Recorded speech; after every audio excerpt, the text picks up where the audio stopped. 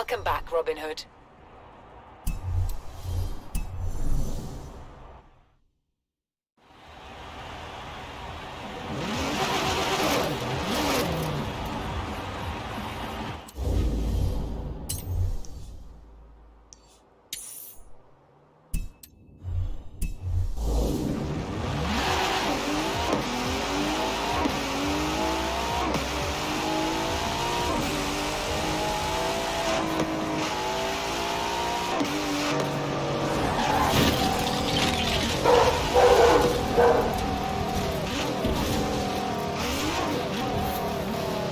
Arrived at your destination.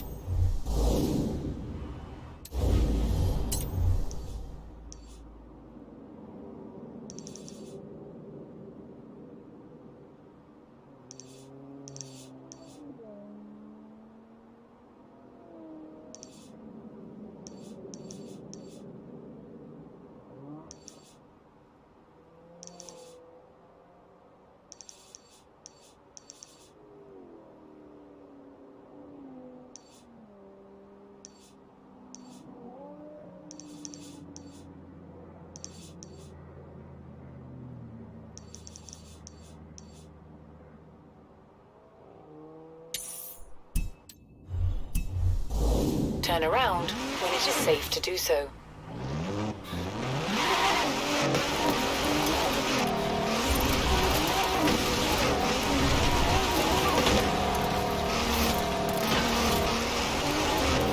In 400 meters, turn left.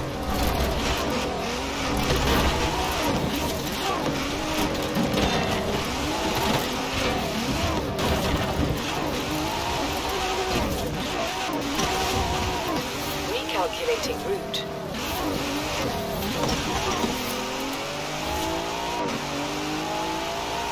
In 400 meters, turn left. Turn left. In 400 meters, turn right. Turn right.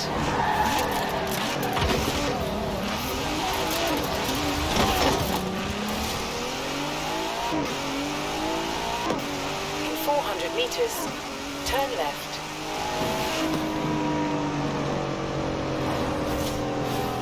Turn left.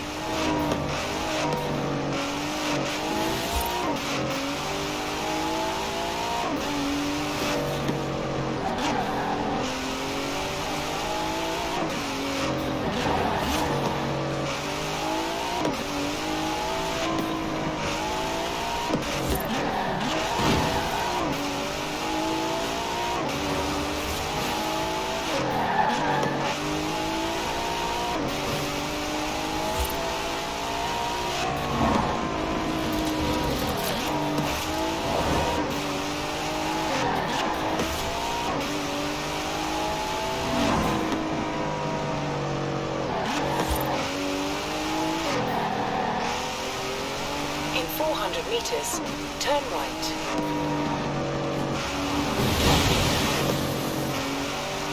Turn right.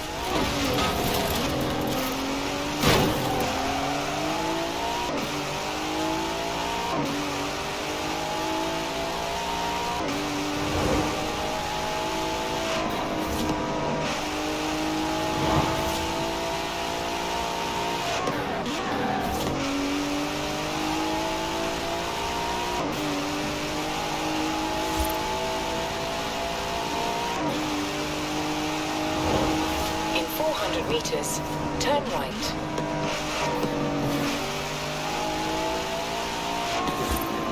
Turn right. In 200 meters, turn left.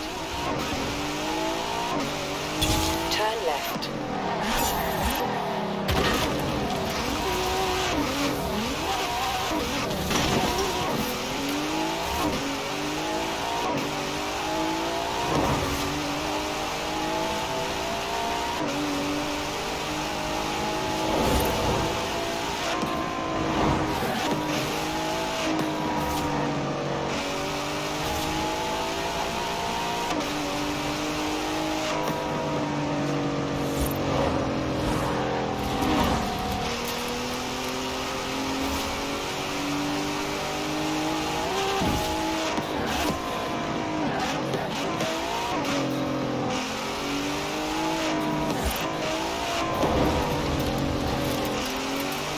In 400 meters, turn left.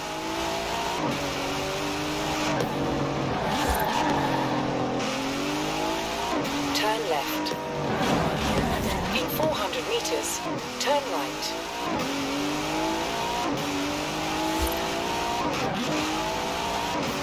Turn right.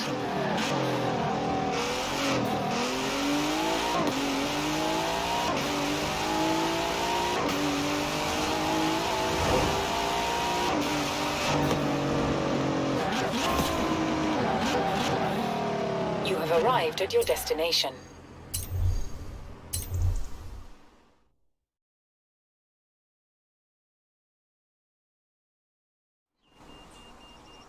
This is shaping up nicely. Time for a change of pace, though. At least at first. The next segment is about Land Rover, and we'll be starting out with the Type 3.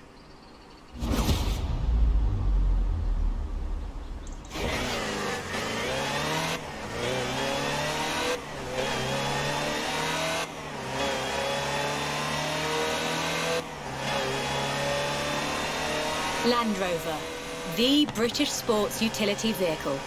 But before that, they were actual utility vehicles. Solid, tough trucks, unstoppable over almost any terrain. In 400 meters, turn left. The Land Rover Type 3 marks the point where that shift begins. And we'll be looking at what that meant. Turn left.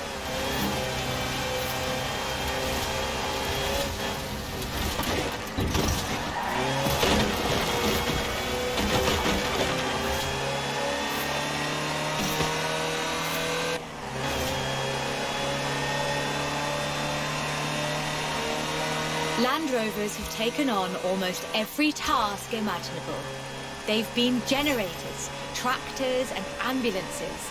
They've brought peace and carried medicines to disaster zones. They've even been buses. Over 500,000 Series 3s were built, and over 70% of those are still on the road today. They were extensively exported and built under license abroad. Belgium, South Africa, even Australia and New Zealand. With a robust chassis and signature Land Rover engineering, the Type 3 also marked the first time that buyers could choose interior options, like seat box protectors and cubby boxes.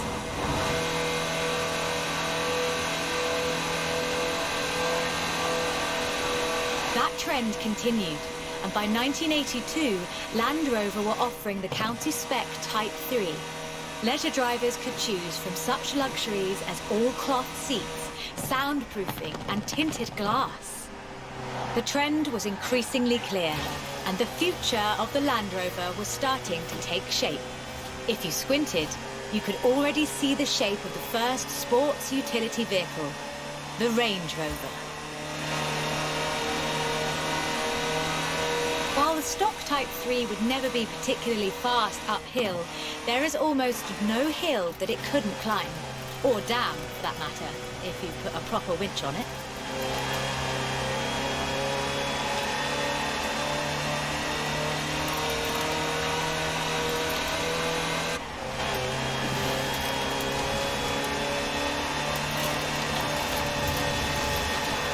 In 1978, a Series 3 was custom built for Her Majesty Queen Elizabeth II.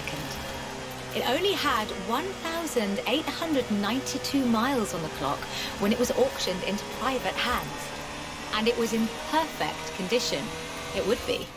After all, she trained as a mechanic in the 1940s and will likely remain the only royal able to strip and rebuild an engine. Turn left.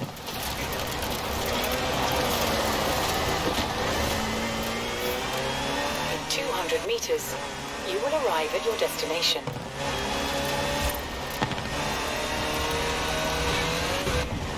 Along with the Range Rover, others would follow. Discovery, Defender, and the Freelander. Each a more sophisticated and enjoyable utility vehicle. But none of them were a replacement for the Type 3. They were a different kind of car.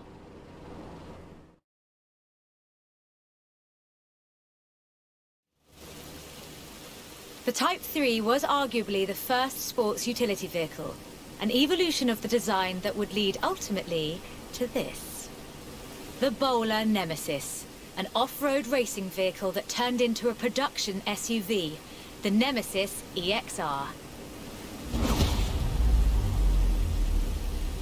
It sports a turbocharged 5-litre Land Rover Jaguar engine, crammed into a carbon fibre chassis with integral roll cage. It even has the grille, headlights and rear lights from a Range Rover.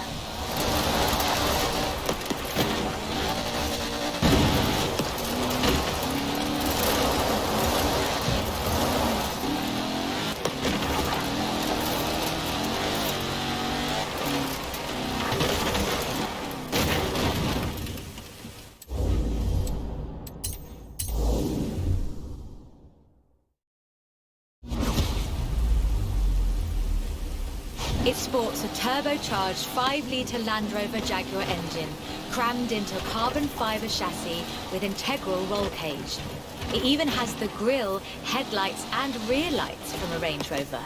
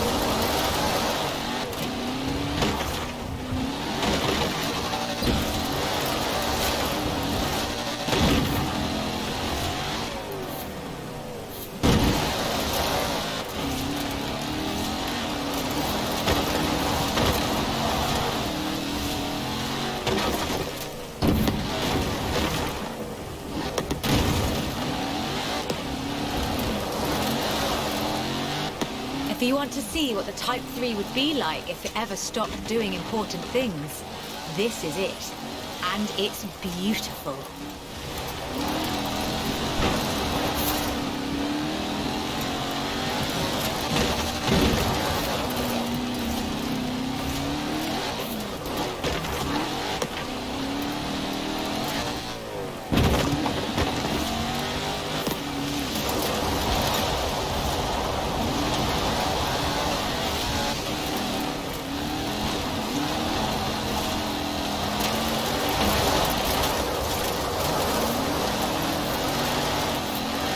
This is an all-terrain supercar. That's the only fair description for this. But that's what you get when you build an SUV with Land Rover DNA.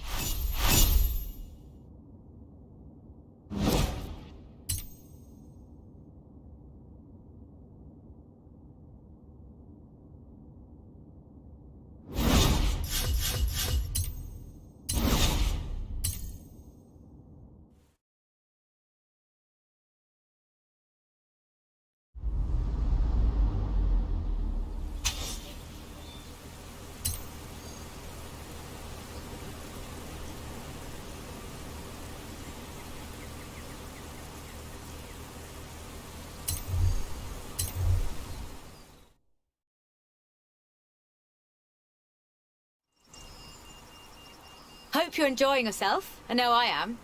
It's great to be able to just focus. Let's get to the next one. This time, it's Lotus.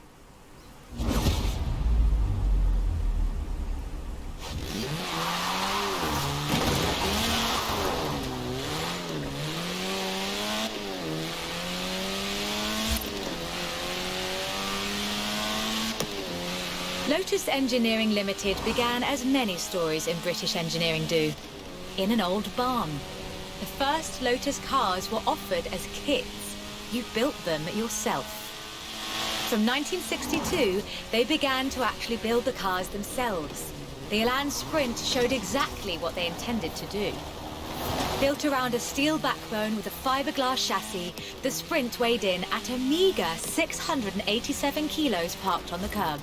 On the road, this translated into brilliant agility and fantastic performance.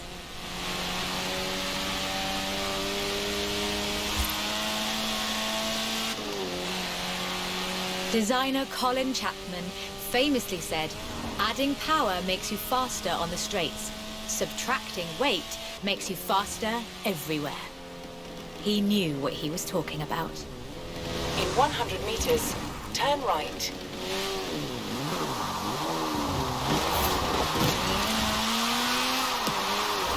What the hell?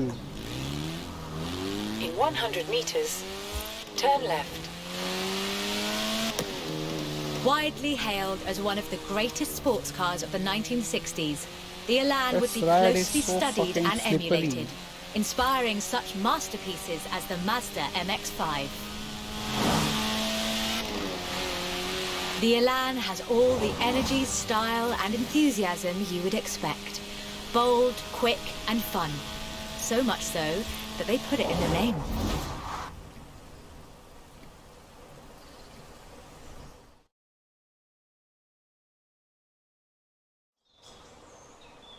The Elan Sprint was a financial as well as an engineering success for Lotus, validating their approach to design and resulting in a whole family of light, agile roadsters.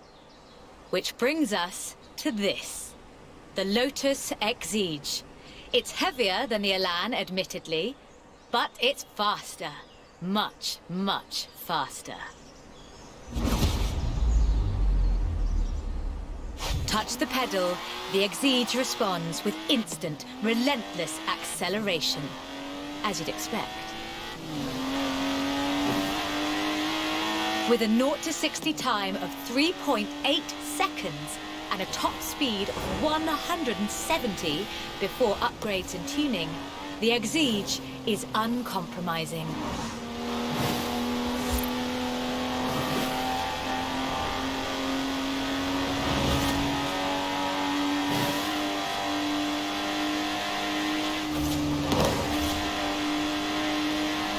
And there's no power steering, so you can really feel the road.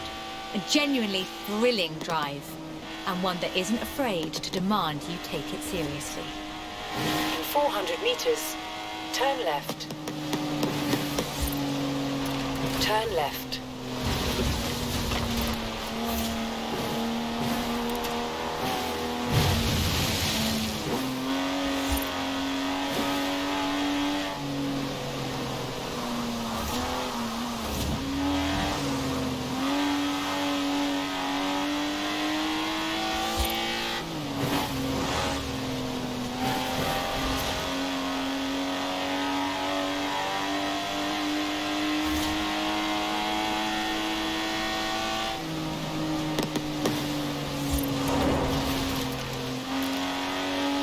In 400 meters, you will arrive at your destination.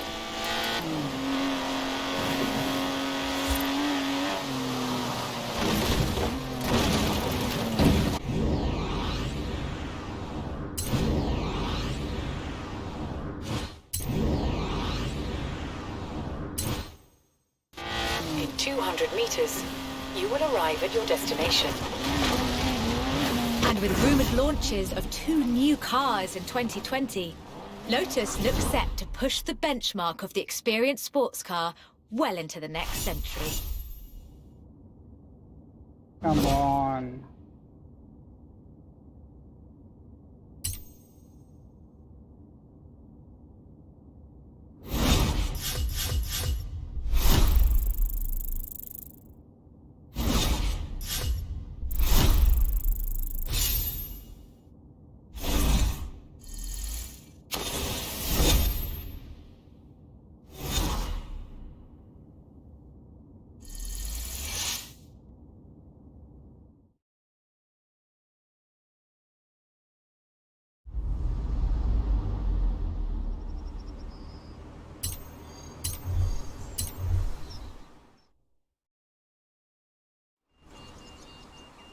Done much rallying?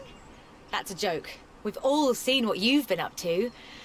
We're doing the next bit on location. You'll see why when you get there.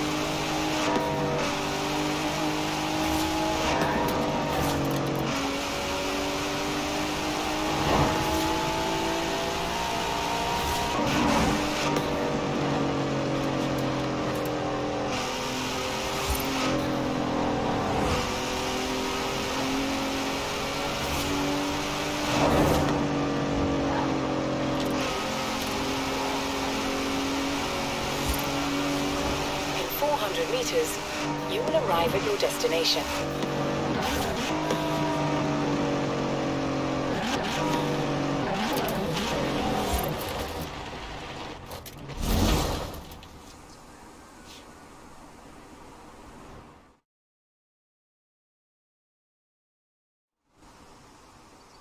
Ford, that most American of cars. But the Ford Escort, oh, that's British. And more than that, the Escort would become for many synonymous with Group B. In the 70s, Ford had embraced that destiny so firmly that they'd begun their own championships to find new drivers. Drivers for cars like the RS 1800. This was a car designed explicitly for rallying, with a powerful fuel-injected 1790cc Cosworth BDE engine.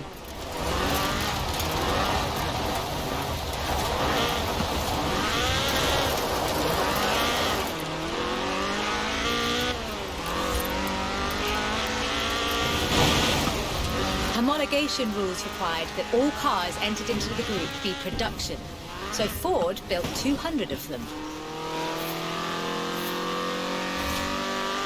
The RS 1800 brought home 17 World Rally Championship victories for Ford.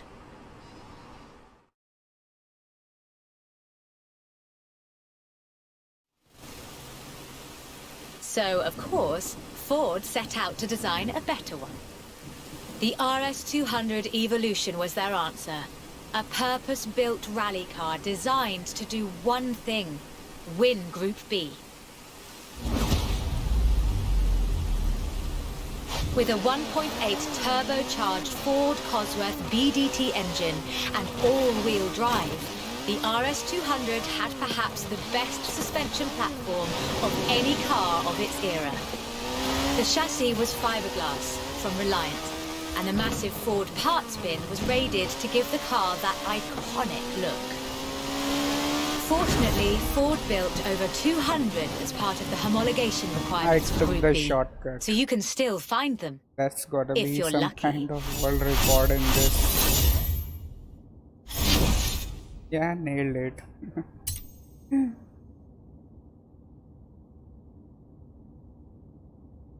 the impossible here.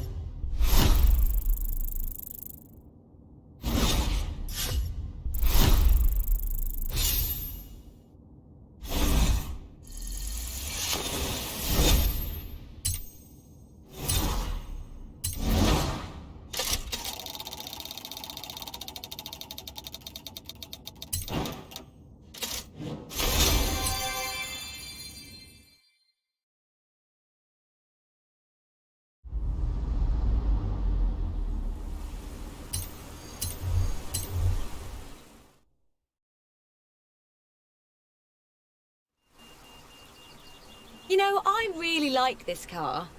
Not that I'd want to drive it for too long. Squeeze yourself in there and let's see just how fast you can make it go.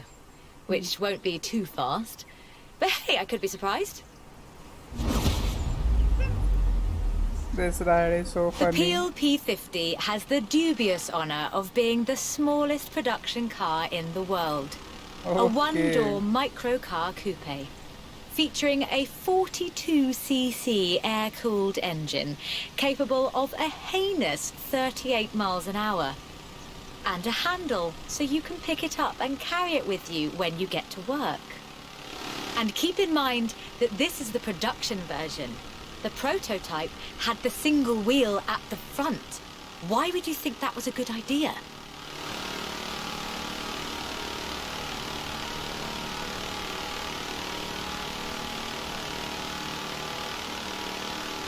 In 2010, though, production restarted at Sutton and Ashfield. So, if you'd like to own the modern incarnation of this, I suppose you can.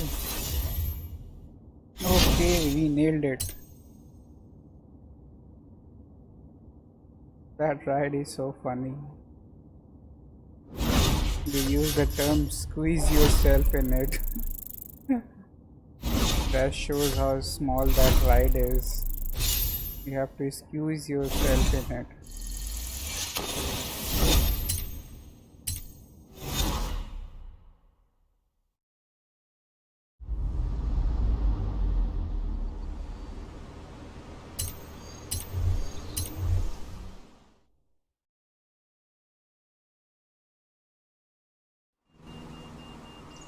Hey there! How about a car with some actual legroom and some actual speed? This section's about what happened when McLaren decided to make a road car. You're going to enjoy this. Okay. The track and the road have very different requirements. For McLaren, that was a challenge they were more than willing to embrace. In 1988, they set out to create the finest sports car the world has ever seen. By 1993, they had achieved their goal, and the honestly fantastic F1 was the result. 106 would be built across all variants, and it remains one of the very best road cars ever made. The F1 has no turbocharger. That would have compromised the driving experience, increased complexity, and resulted in turbo lag.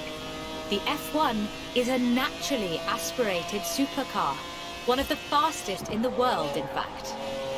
Everything about this car is innovative, from the carbon fiber monocoque to the central driver position. McLaren threw the book away when they designed the F1, then they wrote a better one. The F1's monocoque chassis is incredibly lightweight, only 100 kilos all told, which posed a significant challenge because carbon fiber and fiberglass aren't great insulators. So, McLaren lined the entire engine compartment with gold.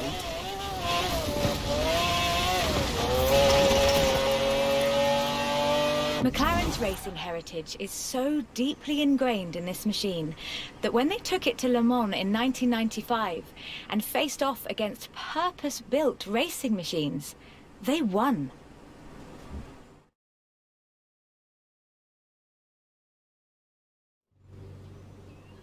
So, with something like the F1 to live up to, where do you go next?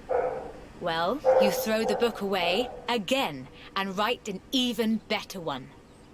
The result is the Mclaren P1, a hybrid electric sports car that stands head and shoulders above the F1. Okay. The P1 GTR will hit 60 miles an hour in 2.4 seconds.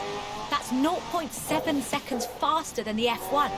That's an eternity for a supercar. At the roundabout, take the third exit.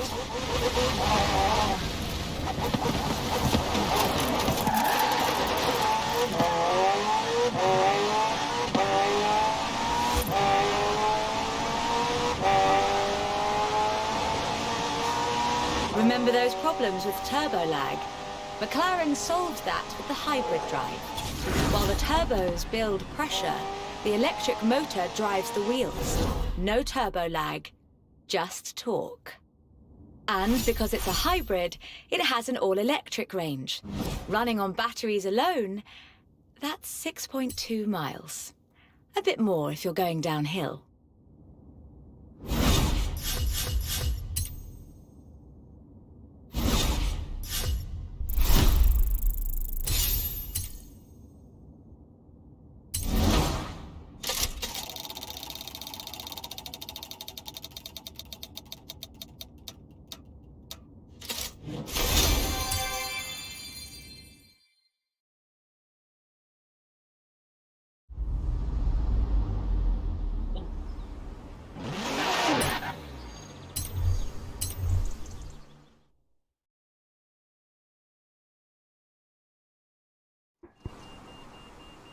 I quite like sleeper cars.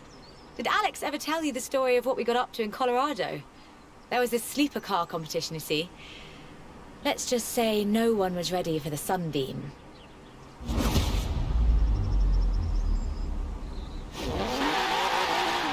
Lotus never quite let go of the upgrade game.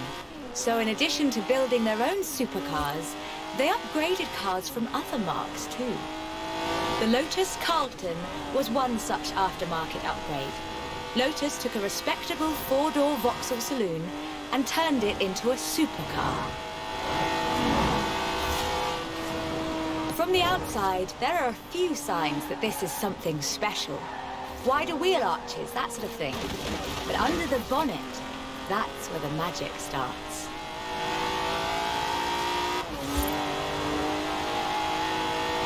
Engine capacity was increased to 3.6 litres, and twin Garrett T25 turbochargers were added. The engine block was reinforced, and new crankshafts were forged by Opel and machined in Germany. At the roundabout, take the third exit. The tyres were widened, and the tyre compound from the Lotus Esprit was used. To handle camber change issues, they put in the self-leveling suspension from the Opel Senator. The only upgrade they didn't put in was an electronic speed limiter. All of this resulted in the Lotus Carlton, designated Type 104 by Lotus. A 177 miles per hour supercar, masquerading as a four-door saloon. Only 950 of these custom gems were built, and they've become something of a modern classic.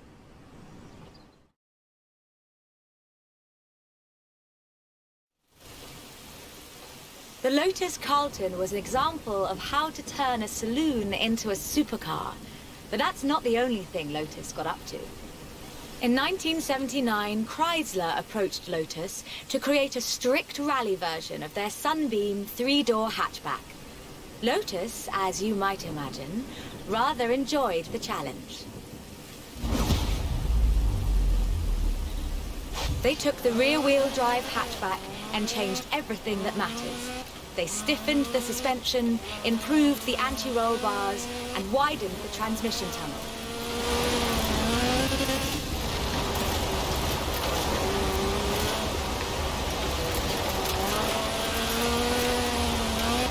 Performance was increased by fitting a 2.2-litre version of the Lotus 911 slant four-cylinder engine, resulting in an impressive 250 brake horsepower, up from a meager 105 on the original.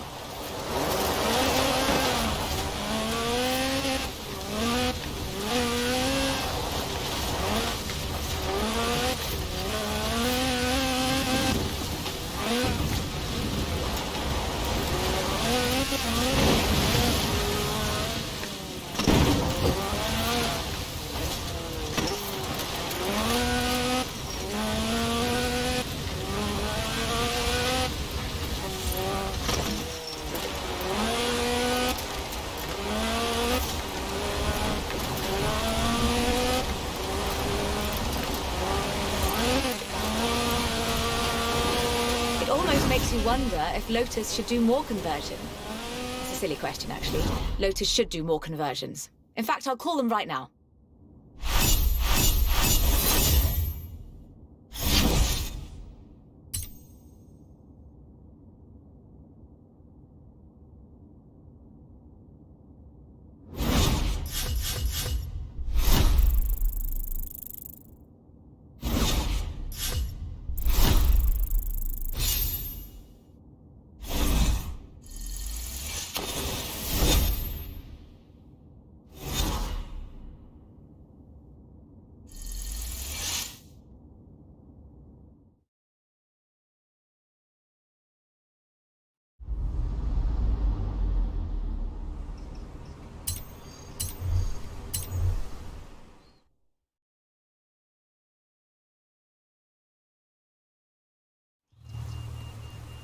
I honestly think these might be some of the most beautiful cars in the world.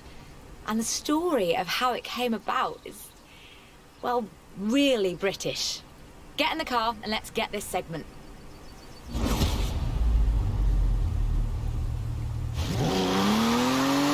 Jaguar is a bit of a favourite of mine.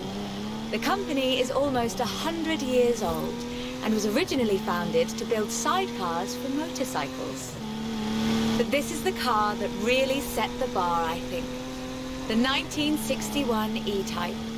When he saw it, Enzo Ferrari called it the most beautiful car in the world.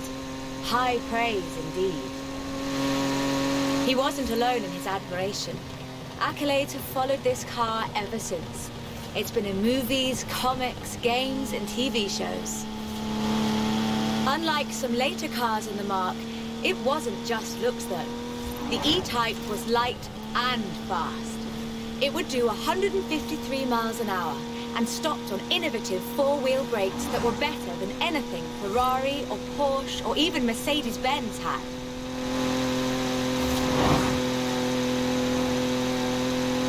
It was solid too, with a design based on the D-Type that won the 24 Hours of Le Mans 3 years in a row.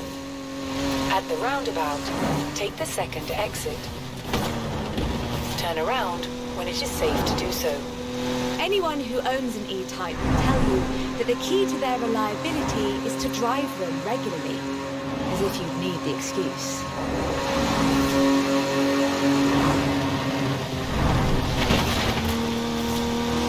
About 2,500 were built, and they're a common sight at auto shows, and surprisingly reasonably priced.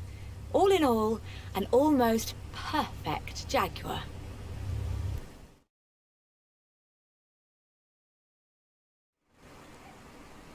The E-Type was the successor to the Le Mans winning D-Type, but what would that look like if Jaguar designed it today? In 2013, Jaguar answered that question with the F-Type Project 7, a spiritual successor to the E-Type, and designed from the ground up to be the purest, most enjoyable Jaguar yet.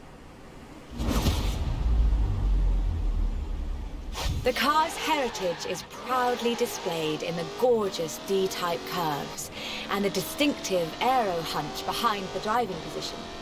But like the E-Type, it's not just a pretty face.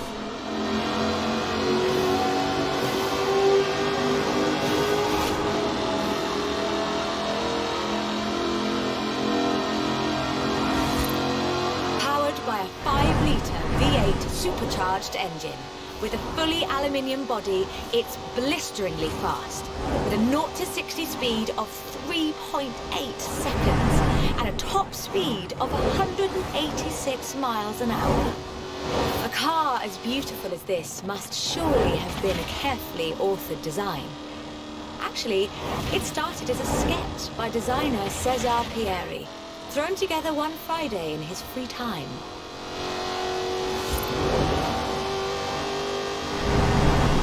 Jaguar's design director, Ian Callum, saw the sketch in a thumbnail on César's computer during a meeting and asked him what it was. The rest is history.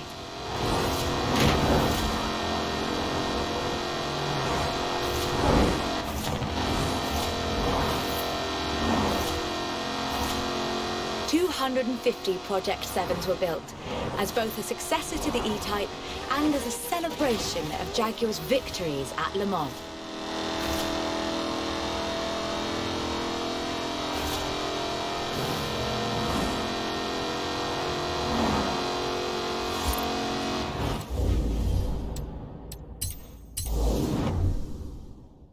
I'm gonna restart this event. The car's heritage is proudly displayed in the gorgeous D-type curves and the distinctive aero hunch behind the driving position. But like the E-Type, it's not just a pretty face.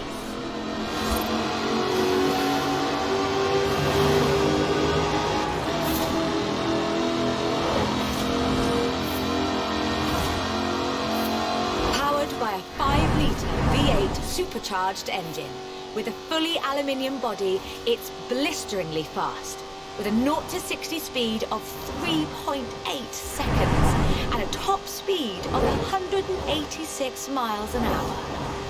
A car as beautiful as this must surely have been a carefully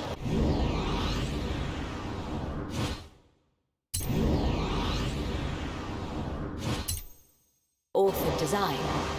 Actually, it started as a sketch by designer Fucking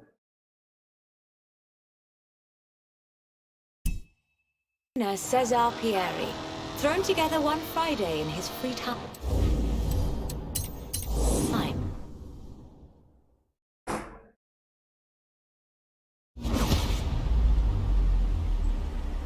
The car's heritage is proudly displayed in the gorgeous D-type curves and the distinctive aero hunch behind the driving position. But like the E-Type, it's not just a pretty face.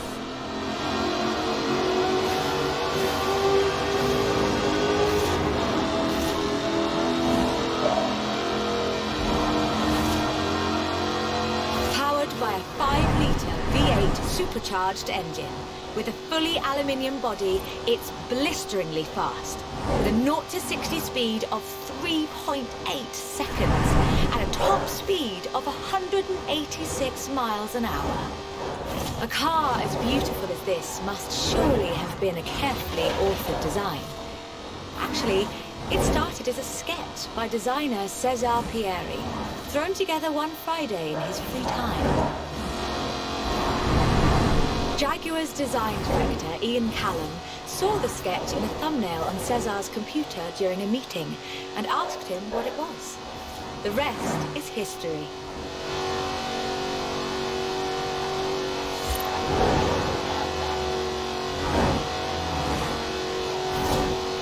"250 Project 7s were built, as both a successor to the E-Type and as a celebration of Jaguar's victories at Le Mans.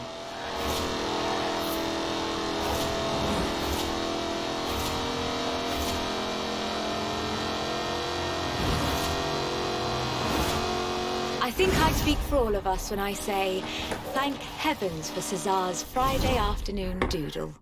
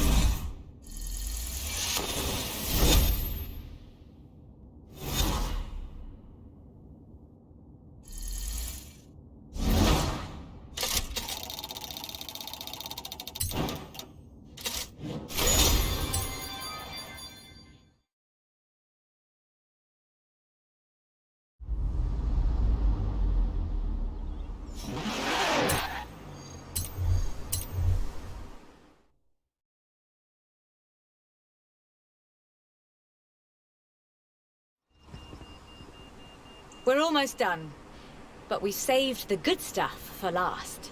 A spot of rallying in the most British car of them all. Get in, strap in, and let's nail this one.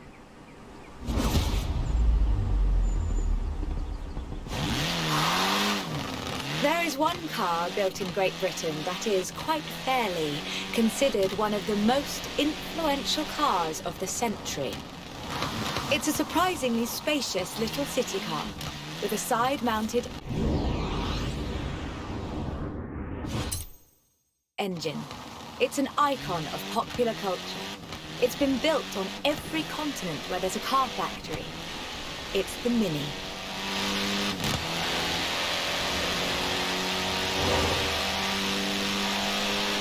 The Mini Cooper S was built to be a performance machine. With deeper engines, twin carburetors and front disc brakes, this scrappy little machine would go on to achieve more than 30 racing victories in the 1960s and 1970s. A Mini Cooper S flying number 37 placed first at the 1964 Monte Carlo Rally. Driven by Paddy Hopkirk and Henry Liddon, this was the last time an all-British crew would win the event. But not the last time a Mini would. At Monte Carlo in 1966, Minis took the first, second and third positions. They were all disqualified because they had dimming headlamps, not because they were winning everything in sight. In 1999, the Car of the Century Award was presented to the most influential car of the 20th century. The Mini came second. It was beaten by the Model T Ford. That's fair, I suppose. 5.3 million Minis would be sold, making it the most popular British car.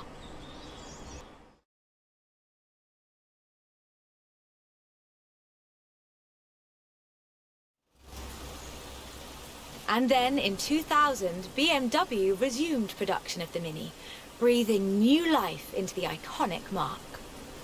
If the Mini of the 1960s had its sights set on the roads of Monte Carlo, the X-rayed Countryman has its eyes on something a little tougher. The deserts and rough terrain of the Dakar, for starters. A wit once said that the only thing Mini in this monster was the pedal. That's rather missing the point, I think. The X-rayed Countryman is much, much bigger than the Mini Cooper. It has to be. A stage of the Dakar demands literally tons of gear. You could call it a tank. It does rather sound like one.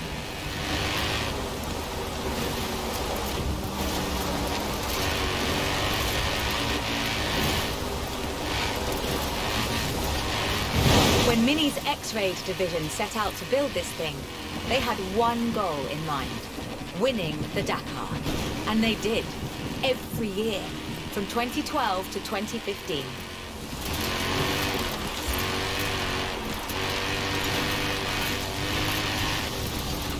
In 400 meters,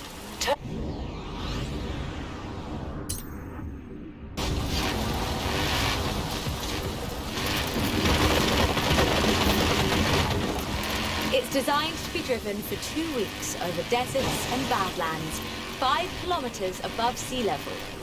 And it still handles like a hot hatch on a nice bit of dry air spray.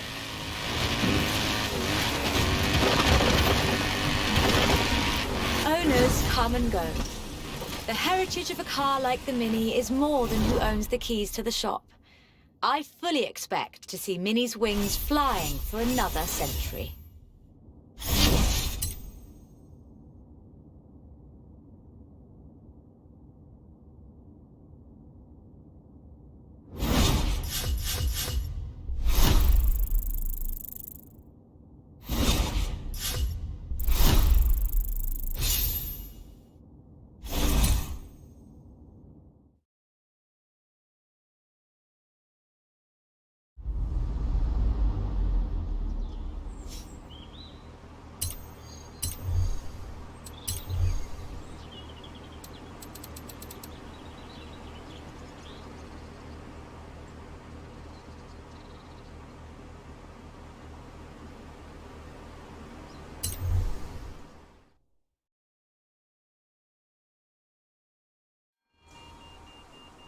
This is quite the story.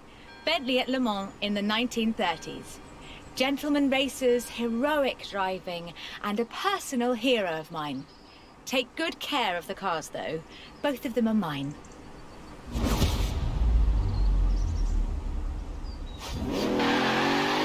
Bentley, a company founded in 1919 in Cricklewood, North London, and purchased by Rolls-Royce in the 30s. A company synonymous with both racing and luxury. Perhaps the best example I know of those two extremes of British engineering.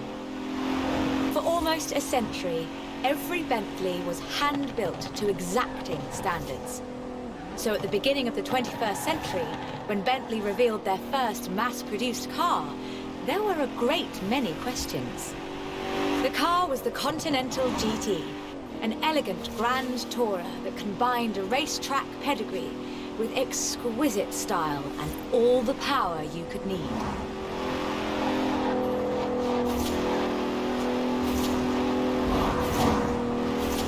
The move to mass production has done nothing to blunt the Bentley experience.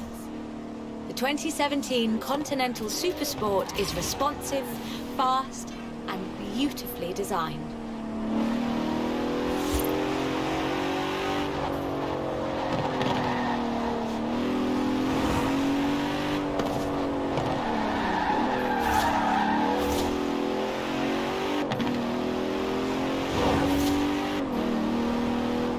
It brings together all-wheel drive, carbon fiber bonnet sides and side skirts to create the most powerful performance-focused car the company has ever built.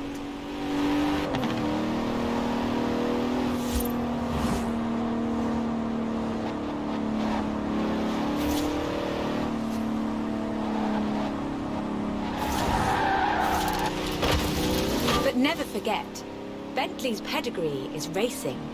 And the Bentley Continental embraces that.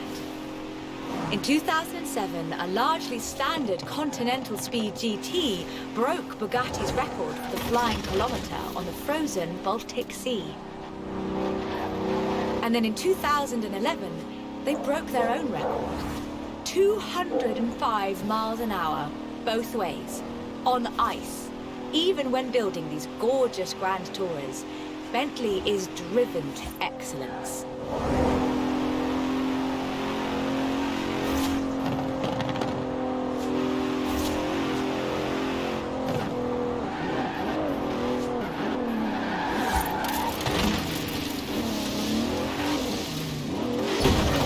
Today, Bentley means modern, peerless luxury and elegance. But that's far from the full story.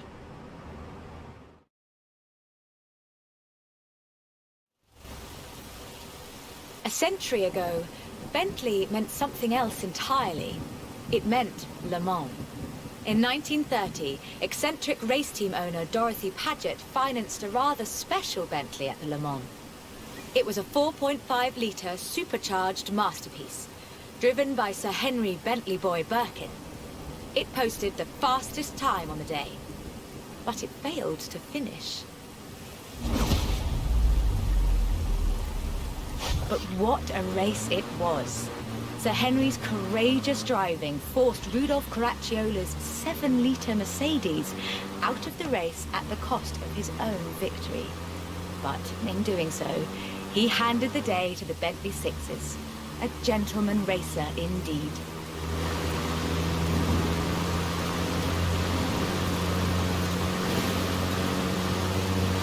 Sir Henry knew he didn't have anything to prove.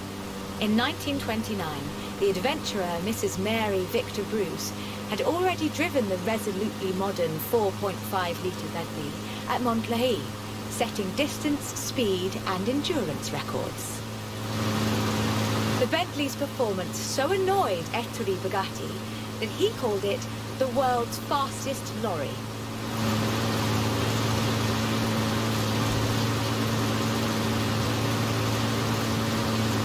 The blower had the last laugh, though. In 2012, it was sold at auction for over £4 million, which is more than enough to buy a Veyron and a racing truck. Half If you're second keeping late score. only.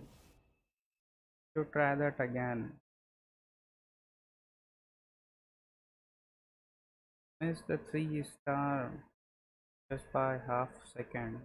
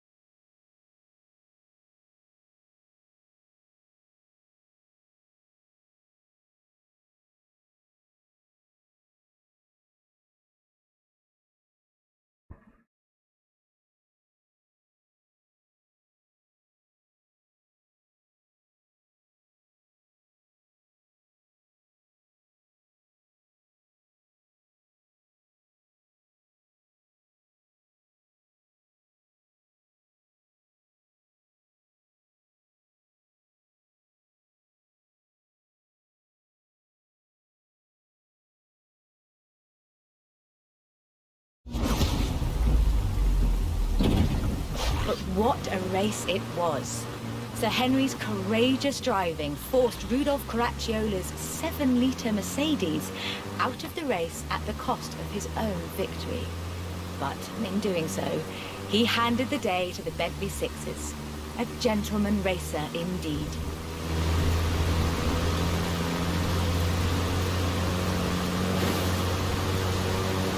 Sir Henry knew he didn't have anything to prove. In 1929, the adventurer Mrs. Mary Victor Bruce had already driven the resolutely modern 4.5-litre Bentley at Monte, setting distance, speed and endurance records. The Bentley's performance so annoyed Ettore Bugatti that he called it the world's fastest lorry.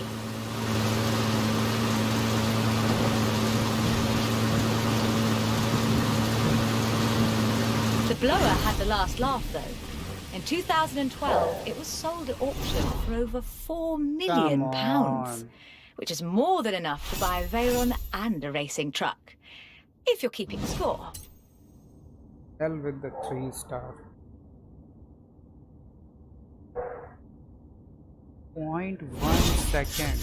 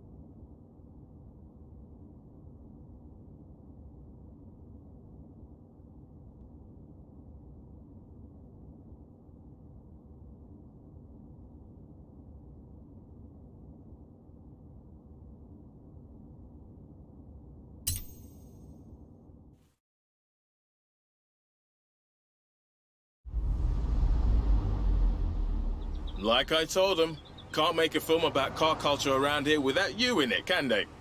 I'll let you know if they need you back.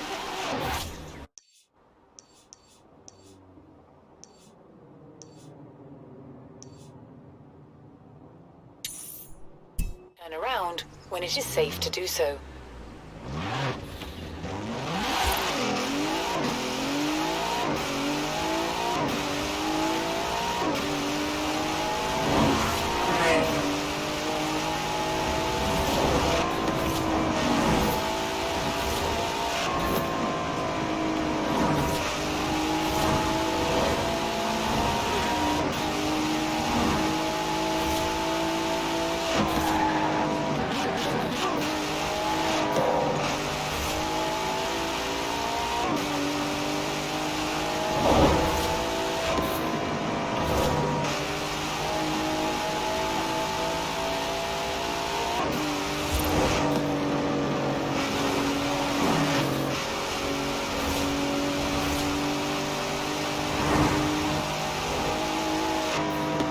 roundabout, take the first exit. In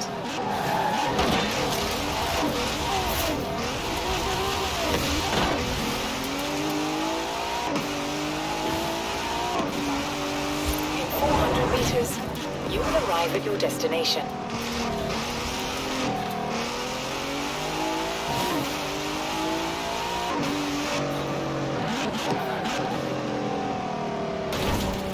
You have arrived at your destination.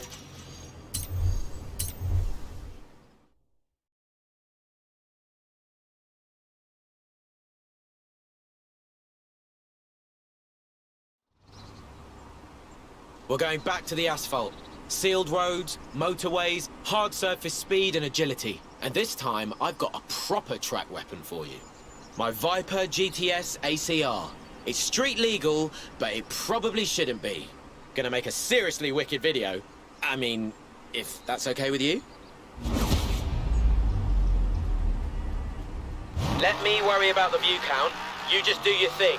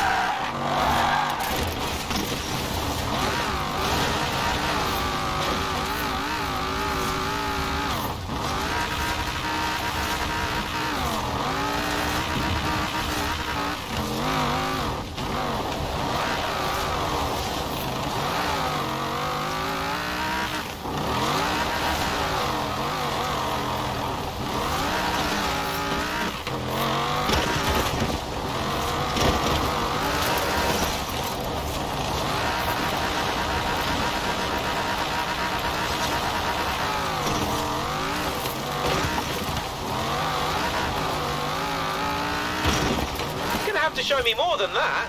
I've driven that thing too, remember?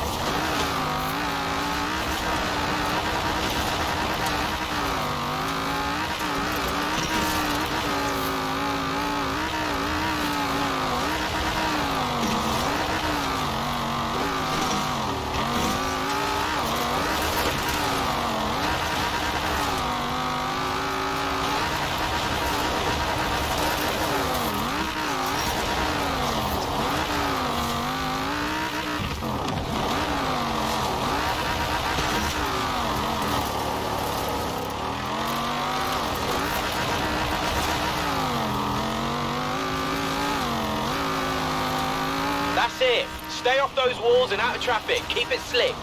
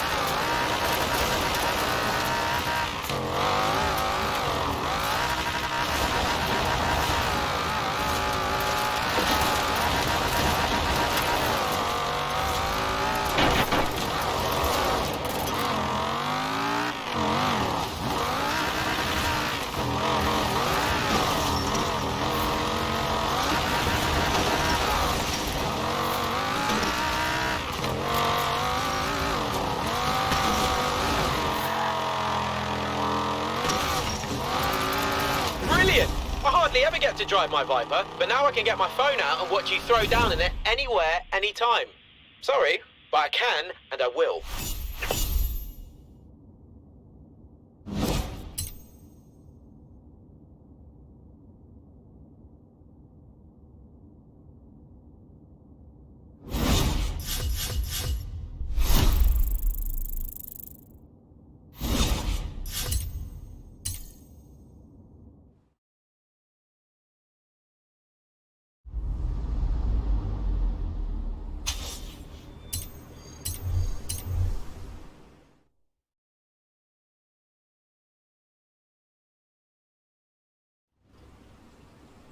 I don't know. All this great PR and all these online views, and it still doesn't compare to that feeling when you lace a stunt right in the face of the crowd. Know what I mean? Time to go back to basics. This is my GTR, the Black Edition. I want you to take it down to the festival and blow some freaking minds, because that's what we do.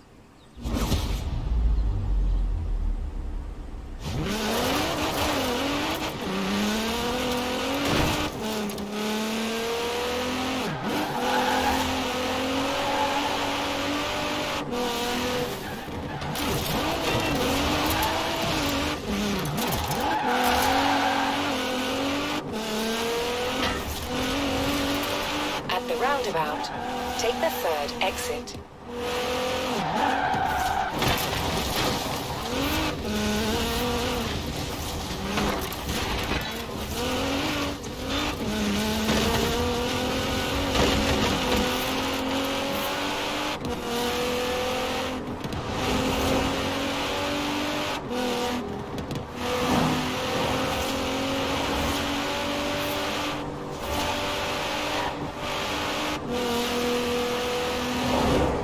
Go, go, come on! We're going out with a bang, not a whimper!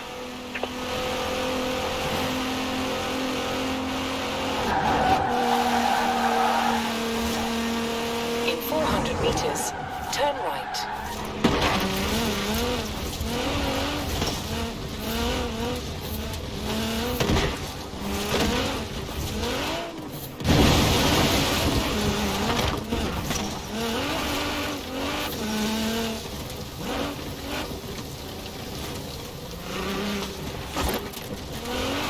In 400 meters, turn left.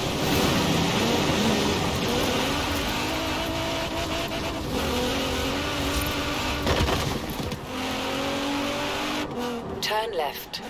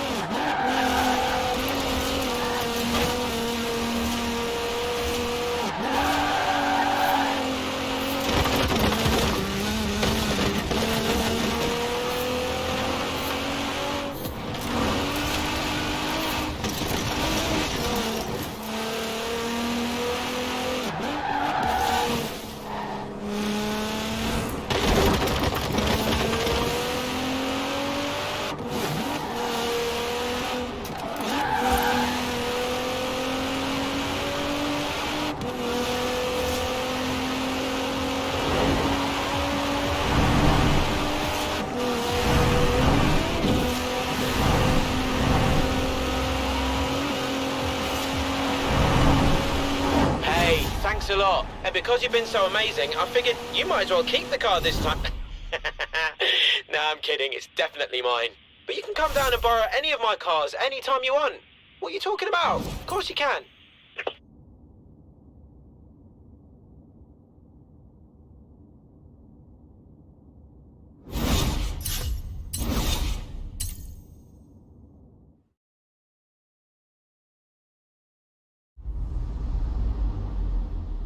Yep, Jay's excited. Granted, he's always excited. But if he's happy and you're happy, then that's my job done. I'll put you two in touch again soon.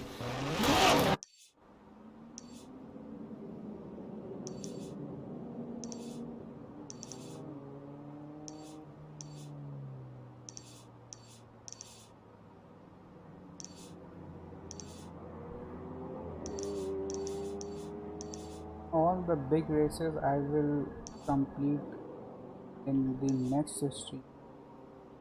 This is the last story. No, there is one more, I think. Isha's taxi business. Go here. Turn around when it is safe to do so. All the long races we will be completing in another stream.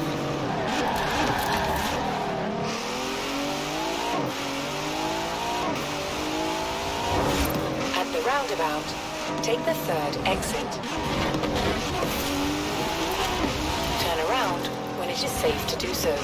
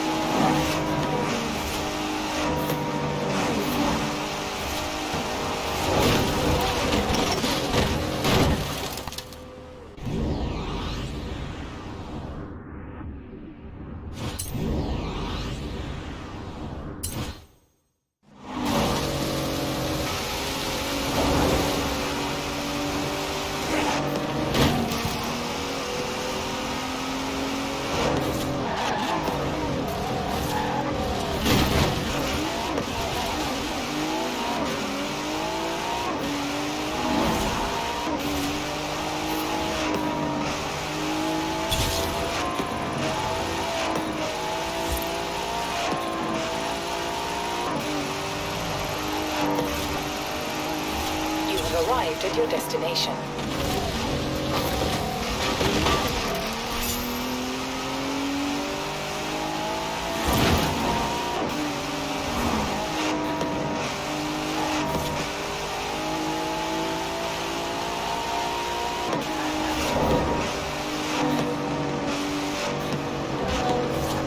In 400 meters, turn right.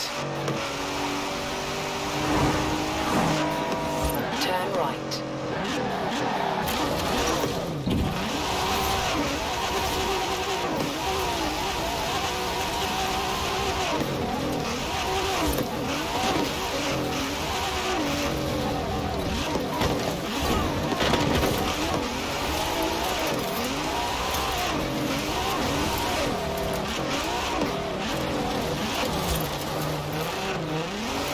Recalculating route.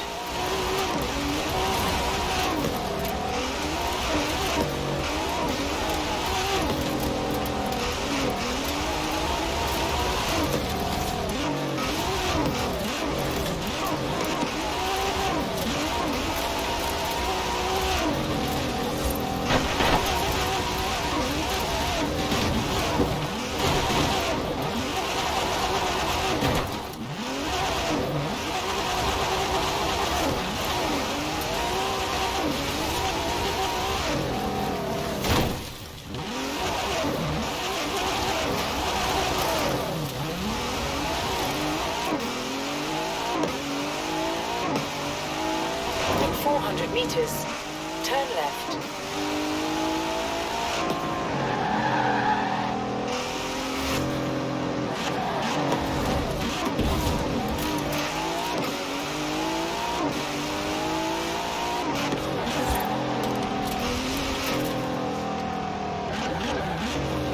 You have arrived at your destination.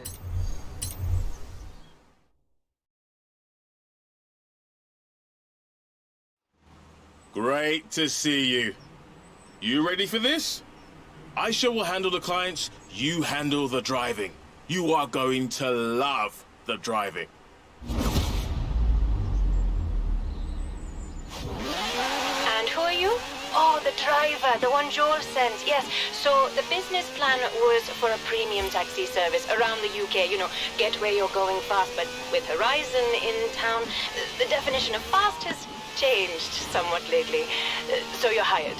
Here's your first fare. Oh, I'm Aisha, by the way.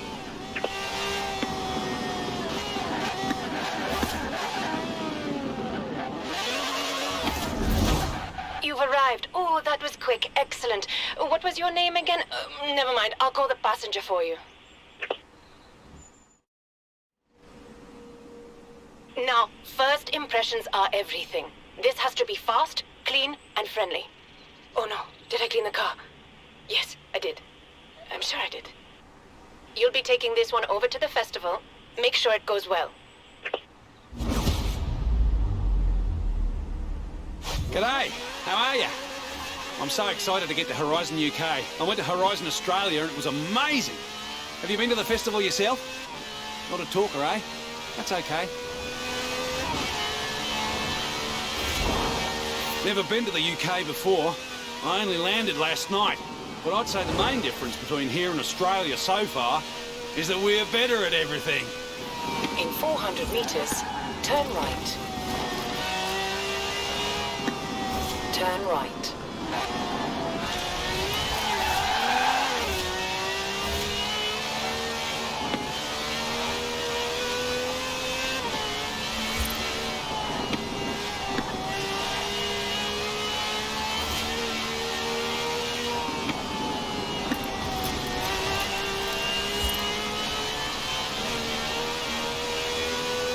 In 400 meters, turn right. Wow!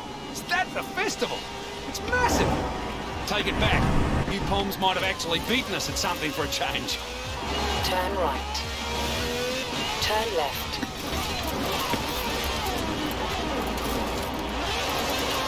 Crikey! How long did that take? You're not a talker, but you sure can drive. Thanks a lot, mate. See you round like a rissole. That should have been a 3-star. What the hell?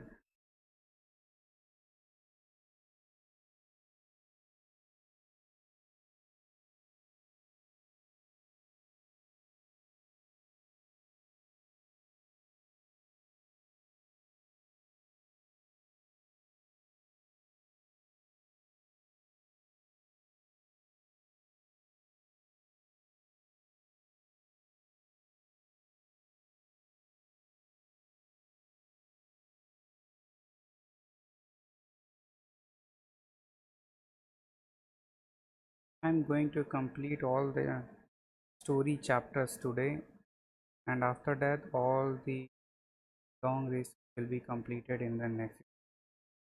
That will be the end of Forza Horizon 4.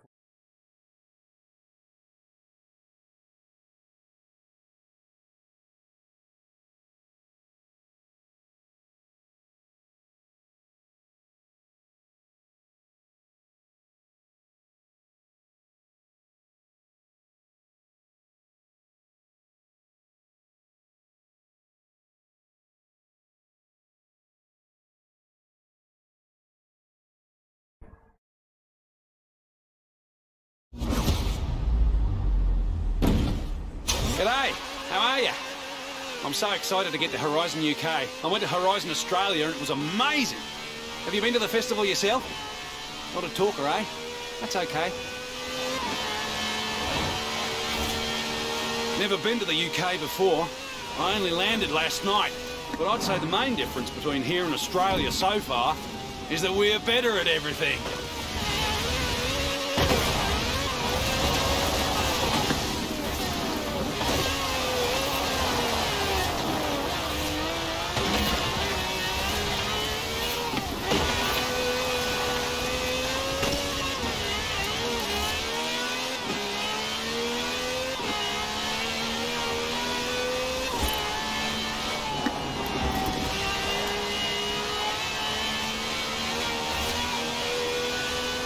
In 400 meters, turn right. Wow! Is that the festival? It's massive! Take it back. You Poms might have actually beaten us at something for a change. Turn right. Turn left. Crikey! How long did that take? You're not a talker, but you sure can drive. Thanks a lot, mate. See you round like a rissole.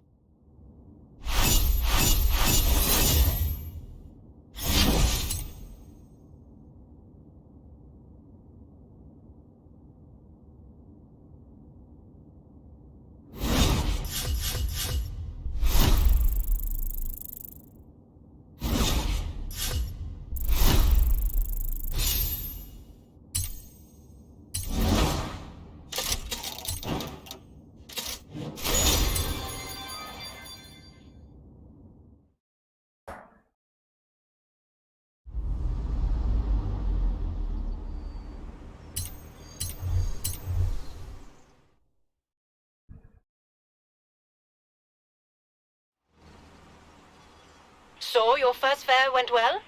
It did? Oh, well, that's excellent, isn't it? No time to rest, we've got another one. Local job, there should be a car waiting for you. Go, go, go!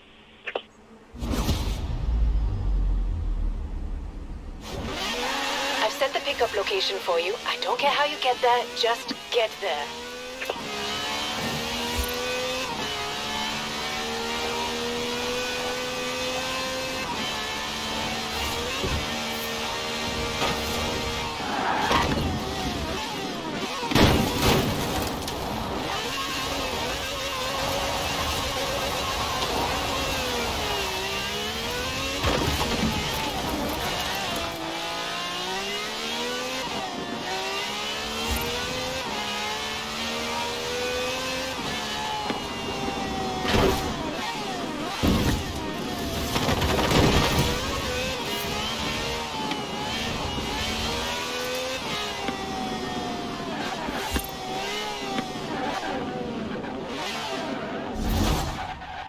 Phew.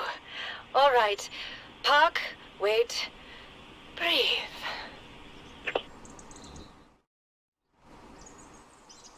Oh, no. Oh, no, no, no. Our next fare is a London cab driver. Just keep it fast and professional, and whatever you do, don't disagree with him. I put the route in your computer. This is working nicely. I can set it up for you without us having to worry about street numbers and things. See, in my day, taxi driving was a calling, not a pastime. Now it's all smartphones and touchscreens, though, isn't it? You've got your little sat-nav there. Let's see you get me to Hyde House.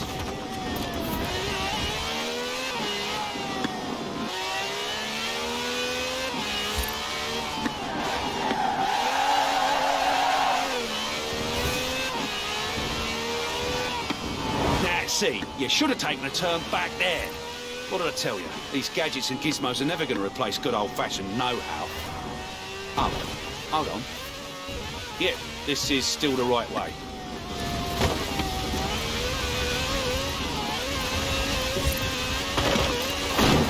Tell you what I like about your office, though. Nice motor. Spacious. Comfy. 5-point seatbelts. Very swank.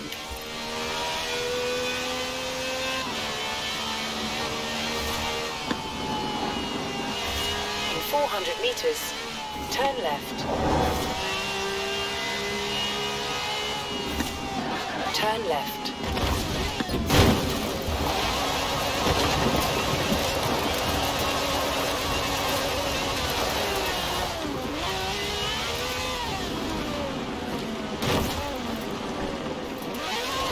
Is this Hyde House? Is that the time? Blimey. Well, guess you did all right then, didn't ya? If you're ever down in London, don't try to pinch any of my fares. Hey? Hey?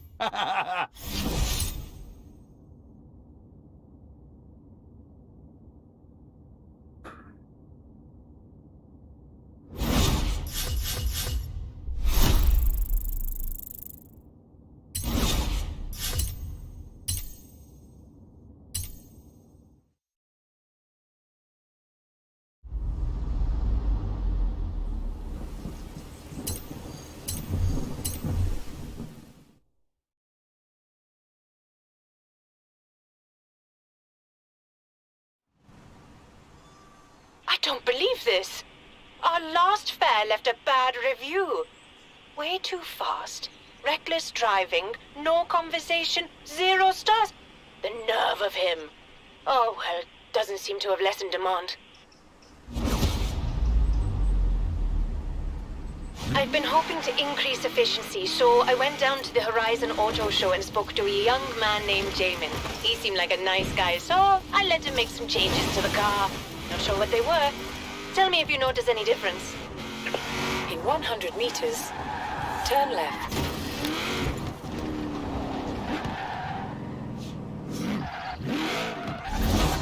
Just wait here, I'll text the passenger. Oh, wait. Oh, no. The passenger wants a driver that can drive like crazy. You do know how to do that, right? Yeah, I know. Hiya, I'm headed for a house on Derwent Water, please. First day and night at the festival have been incredible. Now it's time for the after party.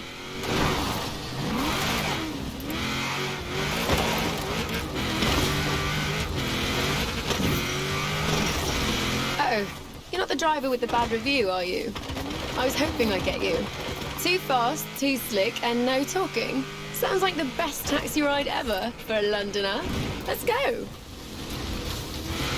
400 meters, turn left.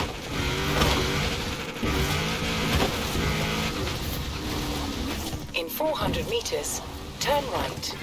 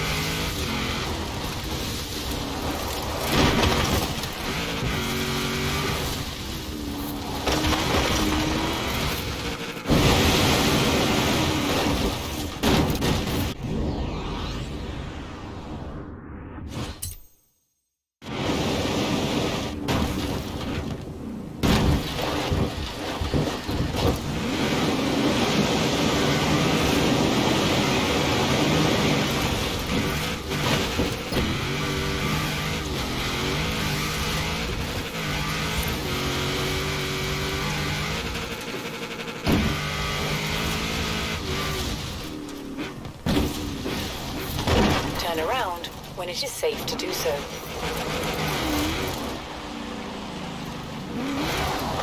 Thank you so much. Have a great festival. Here, I'm giving you a 5-star review right now. If it went higher than that, I would.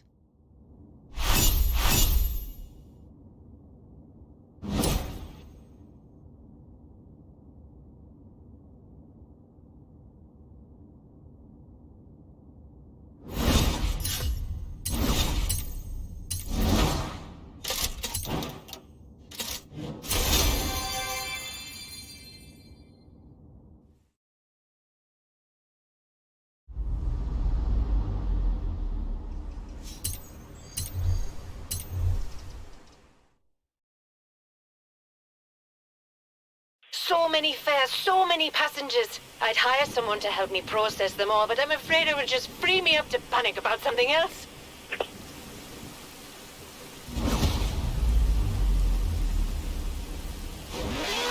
Right, here's one. I've set the pickup location. It's way out in the countryside. In 200 meters, turn right. Turn right.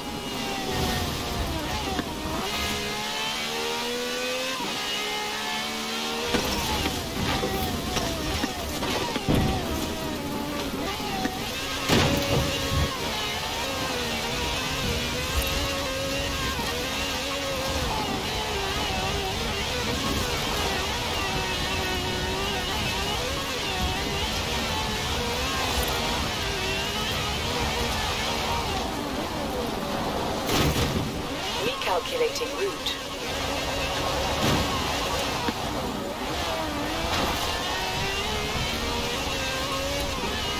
In 200 meters, turn left.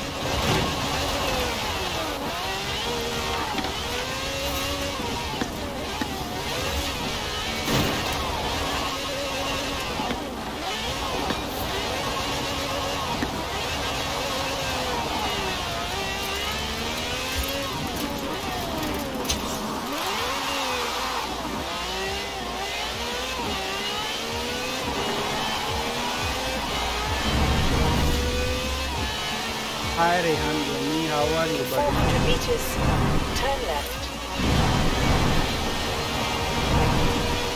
Turn left.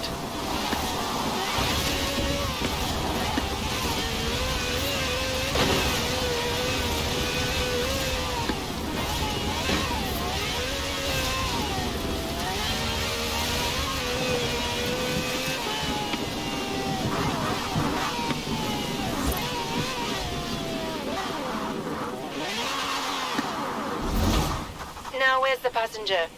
Oh, hurry up, before you get rained on.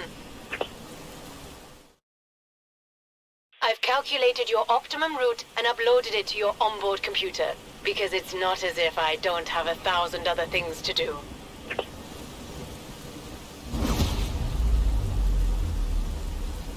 You alright? I'm soaking wet, thanks for asking. And now I'm putting mud all over your nice clean car and... Ugh! Can you just take me home to Broadway, please?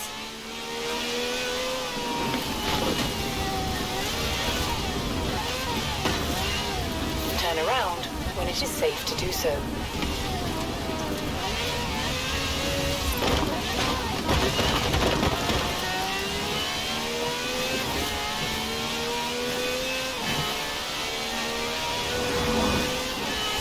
You lot from the festival like the damp though, don't you? Slipping and sliding all over the place.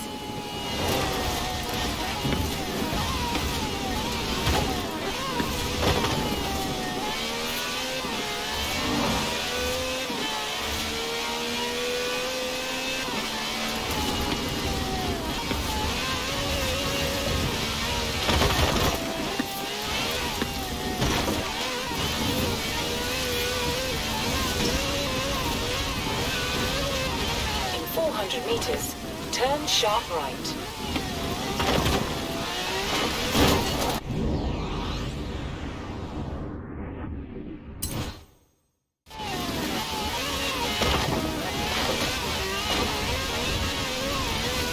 Recalculating route.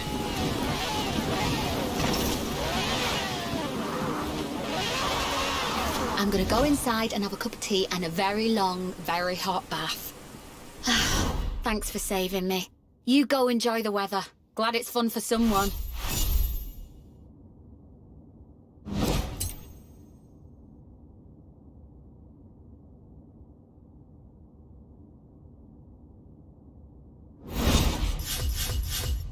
All the marathon type races we will complete in another stream. Today we are completing all the story chapters that are left this game, and after that this Forza Horizon 4 stream is done.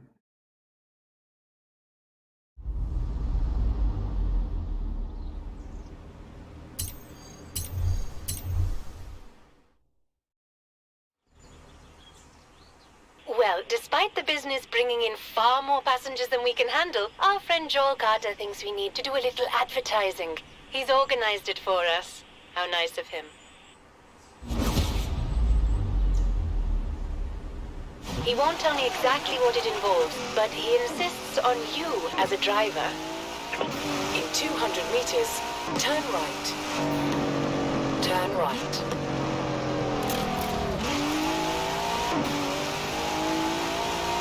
Hold on. Joel sent me a message. Aish? Oh no, it's never good when he calls me that.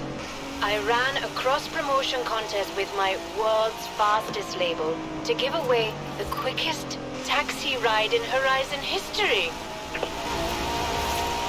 In 400 meters, turn right. Turn right.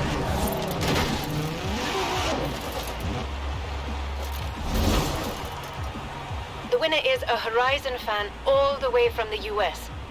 Don't worry, your new driver's got this. Much obliged for the ride. I know it's strange and we're not going far, but I was over here for the festival and I've been a fan of drag racing for as long as I can remember, so, gee, Horizon sure is something, ain't it?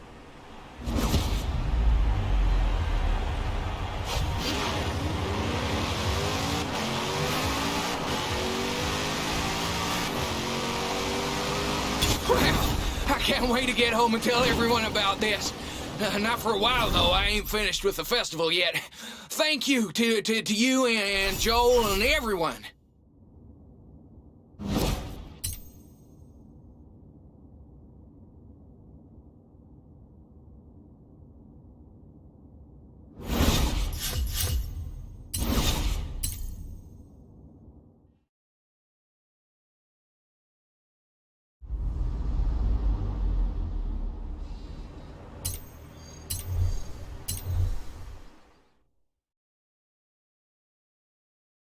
Thank goodness, a simple fare.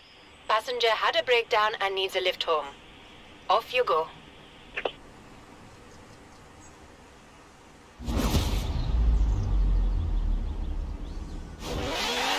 Here's the pickup location. It should feel like a nice lazy holiday after that last one. Just to be clear, you absolutely cannot slow down or take a holiday.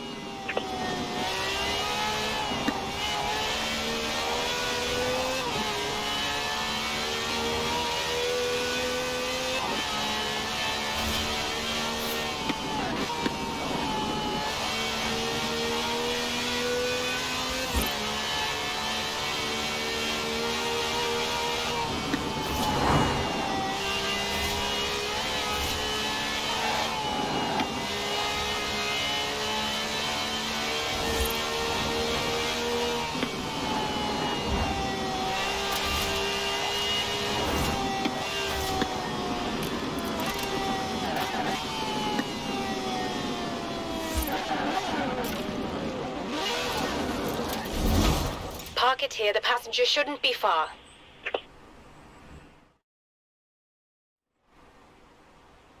Now, you needn't worry about their car. I've already organized a breakdown service to come and collect. Which reminds me, the photocopy is broken. Which means I have to print the invoices myself, which means I need to... Anyway, that's not for you to worry about. There's the passenger. Off you go. Thanks very much, but how did you get here so quick? You didn't know my car was going to break down before I did you?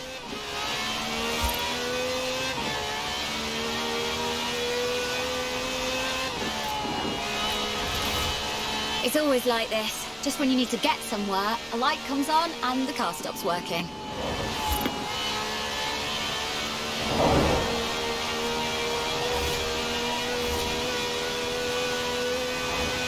It's almost as if it knows I need to go somewhere and is actively working against me. Do you think that's what's actually happening? No, of course not.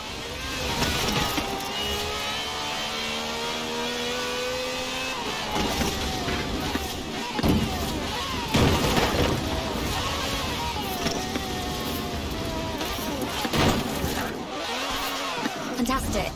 I might keep Aisha's taxis on the speed dial and just get rid of the car. It's always been a bit of a banger anyway. That's the way to arrive in style. He nailed it this time.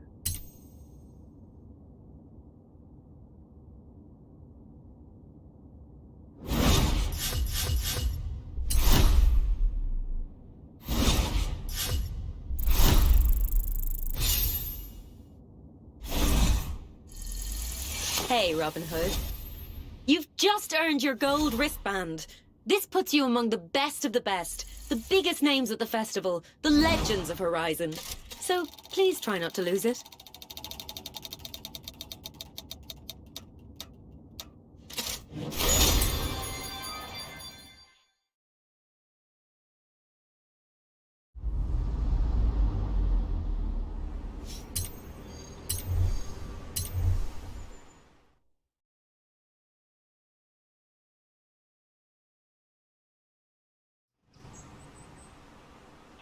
Oh, yes, hello, you're back.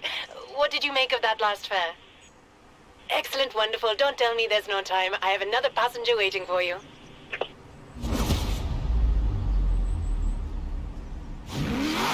Pickup location is set. It's a bit rural, but I suppose it might be someone coming into town for the day.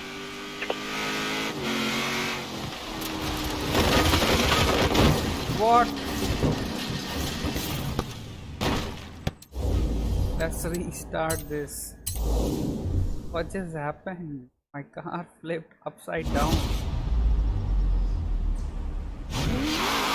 Pickup location is set. It's a bit rural, but I suppose it might be someone coming into town for the day.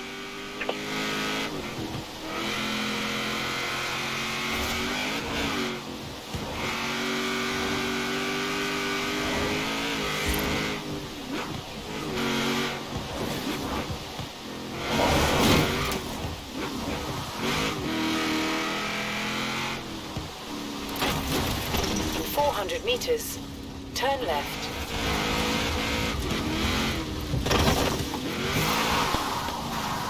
This ride has suddenly stopped behaving like ridiculous. I didn't change anything. What happened to this ride? Turn around when it is safe to do so. Park there, I suppose. Good a place as any. Something wrong with this ride? We're not going off to town. The destination seems to be in the middle of nowhere as well. Never mind. We don't need to know why they're going, do we? Just where. Though, you will be careful taking the taxi across country, won't you? Sorry to have bothered you, but my tractor's on the blink, and I'm sorry if this is unorthodox, but I know every blade of grass on this farm, and I'm a little set in my ways, so you'll follow my shortcut precisely, please. Straight across that field to start.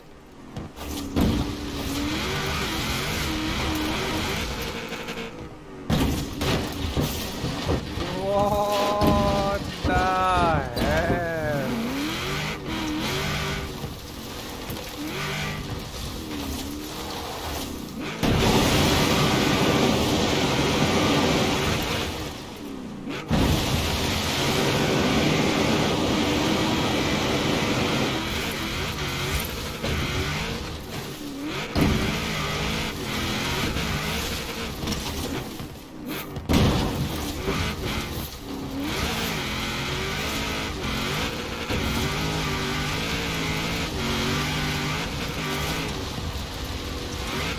Across the fields now. My shortcut really is much quicker.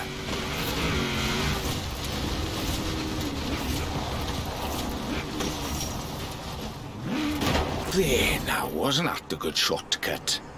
Apologies if it was a little bumpy, a few new blades of grass I'm not yet familiar with, I think. What the hell just happened? There's something wrong with this ride, suddenly. The controls are a bit buggy right now.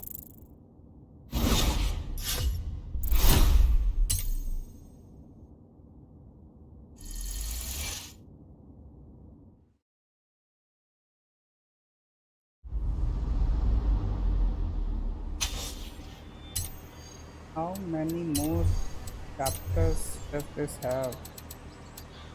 Okay, 3 more.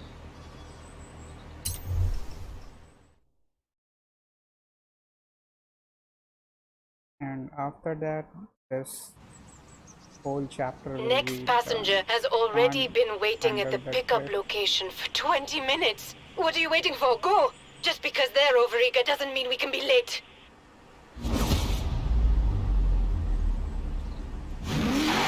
Pickup is at Mortimer Gardens, but there's no destination or route. That's odd. In 200 meters, turn left. Turn left. In 400 meters, turn right.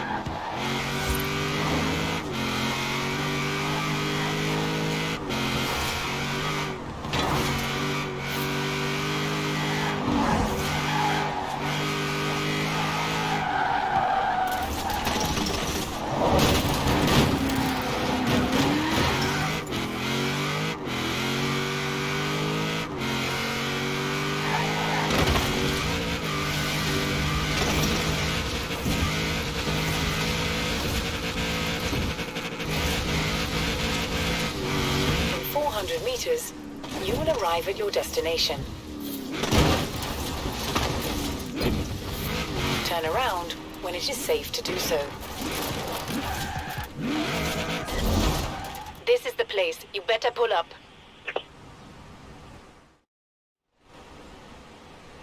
I hope this isn't another one of those funny ones who doesn't actually need to go anywhere but just wants us to do some sort of ridiculous stunt. I blame Joel for this. Right, now I'm gonna let you in on a little secret. I don't actually need to go anywhere. You've got a reputation around here as some sort of boss driver. Well, it's gonna take a lot more than a reputation to impress me. Head for the Mortimer Gardens and bring the drift.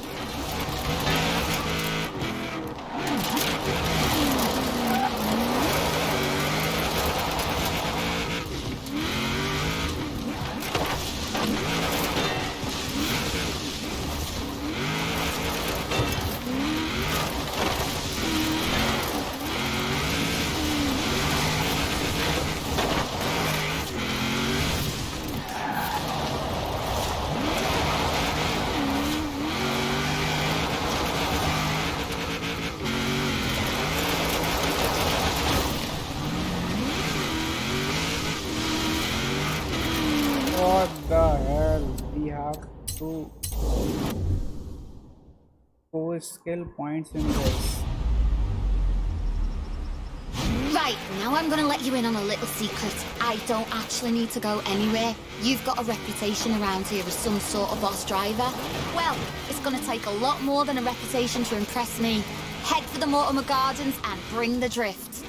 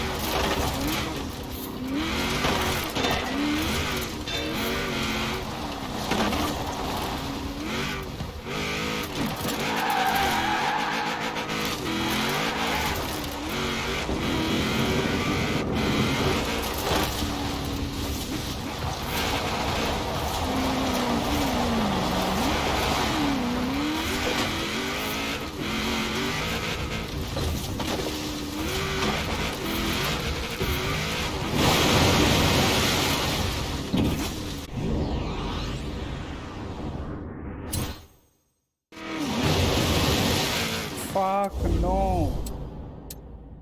You can't rewind in this also. Oh my bad.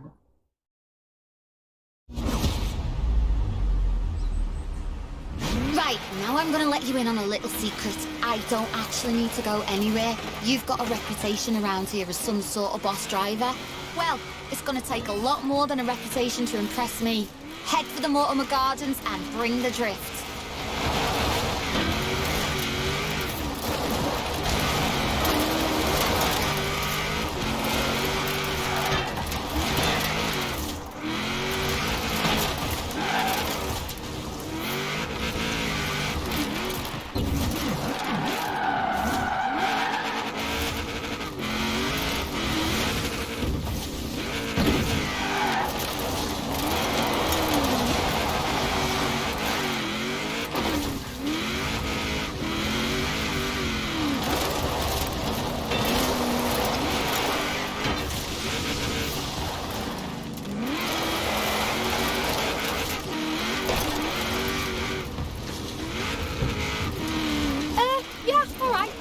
Impress me a bit.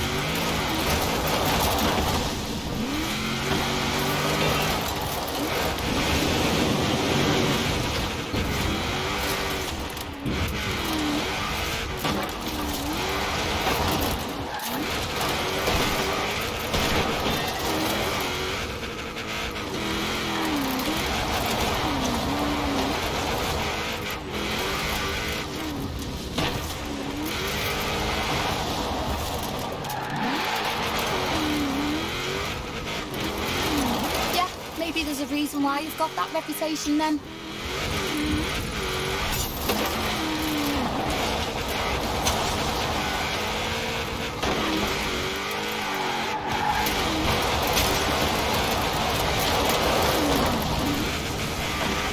Right, well, made a bit of a fool of myself, haven't I? Sorry about the fib I told you to get you down here, but thanks for the ride.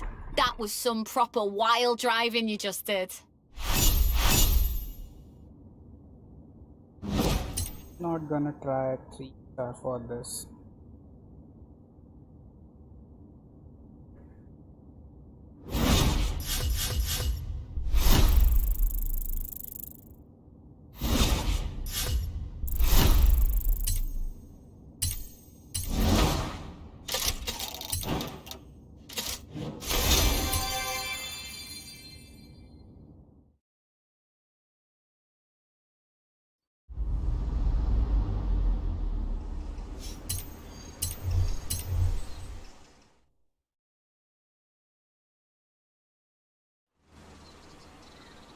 Back, are you? Well, I'll have you know, while you've been quite literally spinning your wheels, I've been trying to run an actual passenger service. I'm not sure if... Oh, what am I talking about? Aisha's taxis comes to a standstill without you. Sorry, but can we please get back to basics? Taking people from point A to point B. Very, very quickly. For me?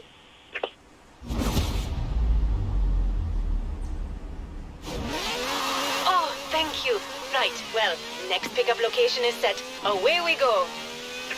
In 200 meters, turn right. Turn right.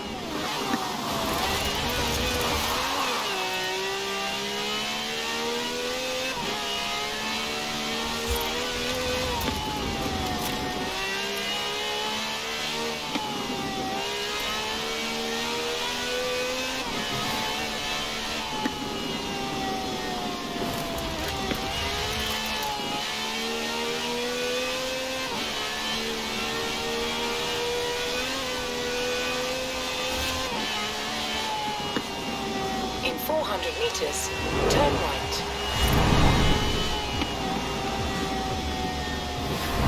Turn right.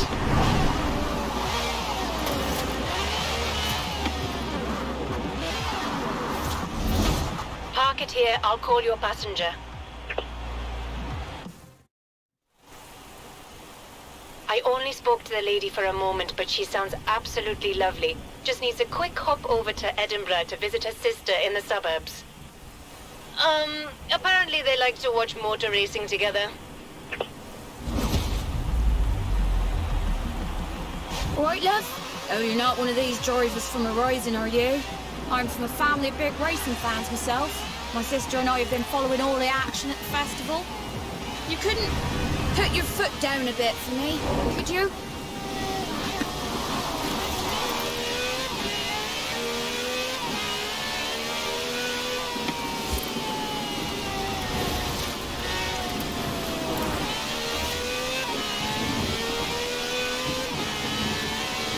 In 400 meters, turn right.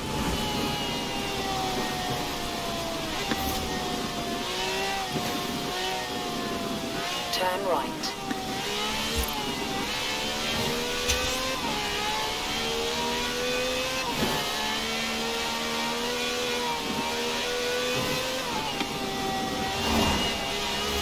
In 400 meters, turn right.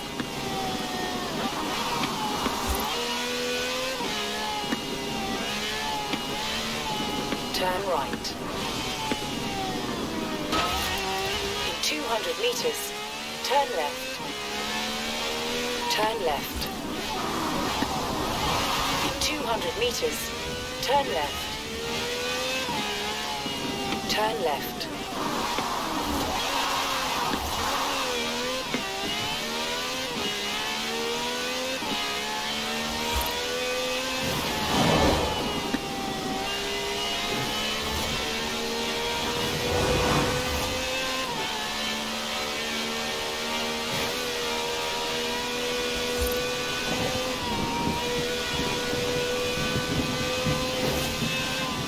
That's not bad, but it looks looks a lot faster on the telly. Can you speed it up a bit?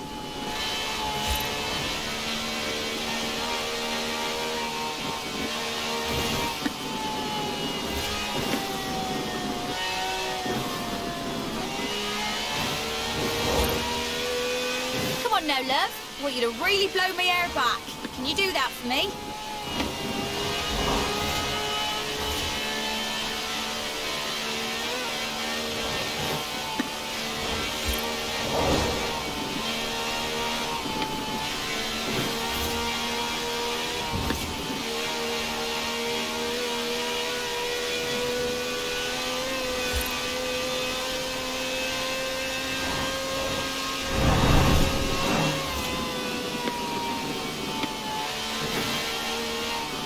At the roundabout, take the second exit.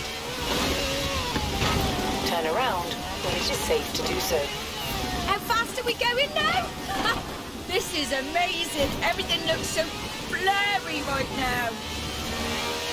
In 400 meters, turn right. Turn right. At the roundabout, take the second exit.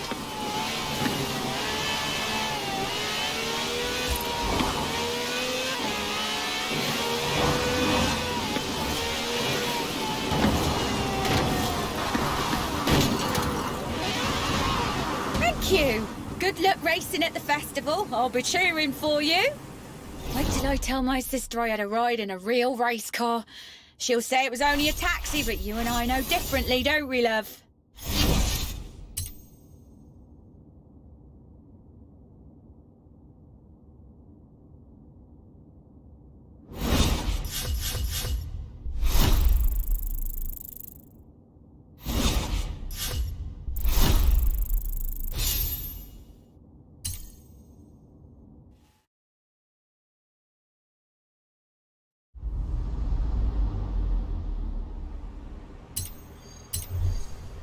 I think this is the last. It's the last chapter.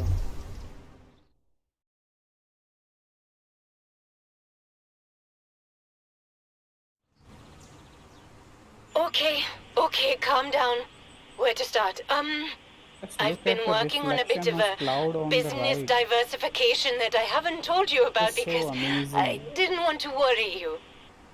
I've managed to get my hands on a limousine. Jamin at the festival, such a nice guy. And I thought we could offer high-speed luxury group fares.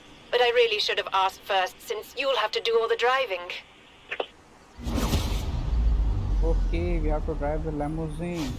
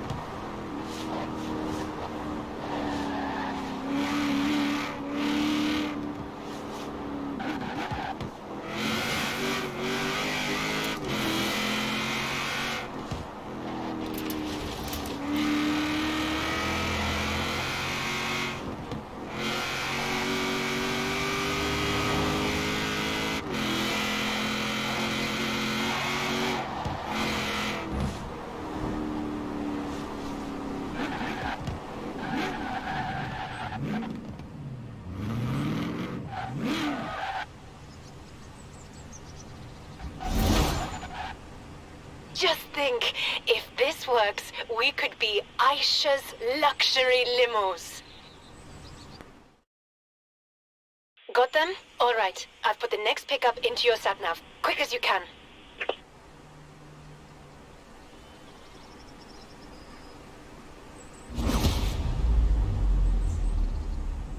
And the bloke looks at the mechanic and says, I'd love to, but that's not my car. What do you reckon?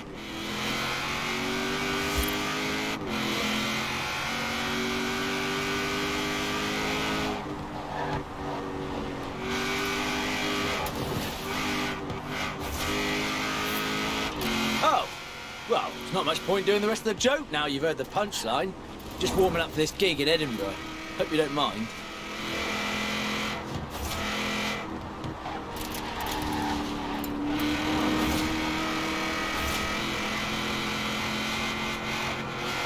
See, there's so many people in town for the Horizon Festival, I figure I'd better do some car jokes, but I don't know any. You? You're a driver.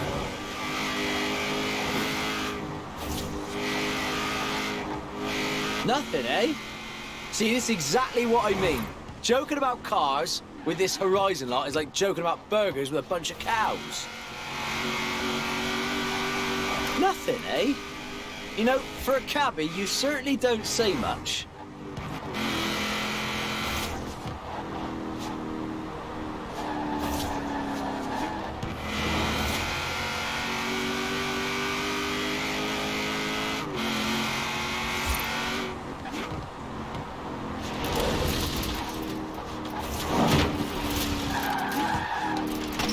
In 400 meters, you will arrive at your destination.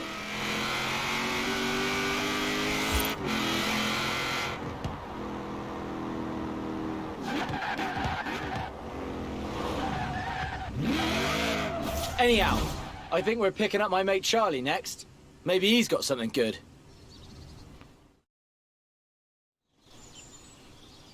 You've made the pickup? Oh, thank goodness. So, what are they like? Are they funny? No, don't tell me. There's no time. I've updated your route to the next pickup point. Better get to it. You want to know how slow my car is? I'll tell you how slow my car is. It's so slow that... Oh, hey! Hiya! You all right, Jess? How you doing? You got your car material ready for gig? Not really, Charlie. What you got? Sounds like you're working on something. Yeah, hey, here, listen to this. My car is so slow that when I drive it, it often makes me late for stuff. That's not very good, Charlie. Nah, it's not, is it?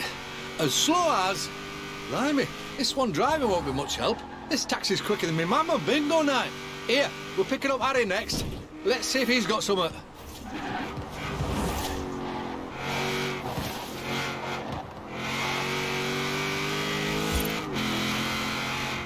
In 400 meters, turn right.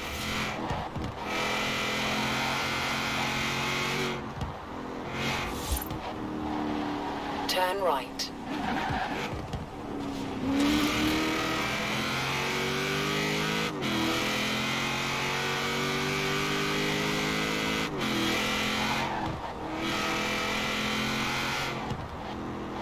In 400 meters, turn right.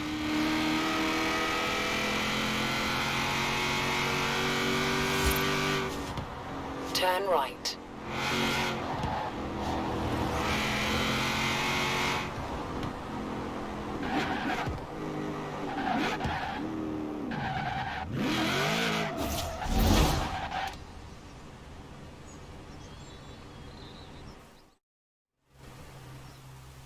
Okay, pickup confirmed, thank heavens.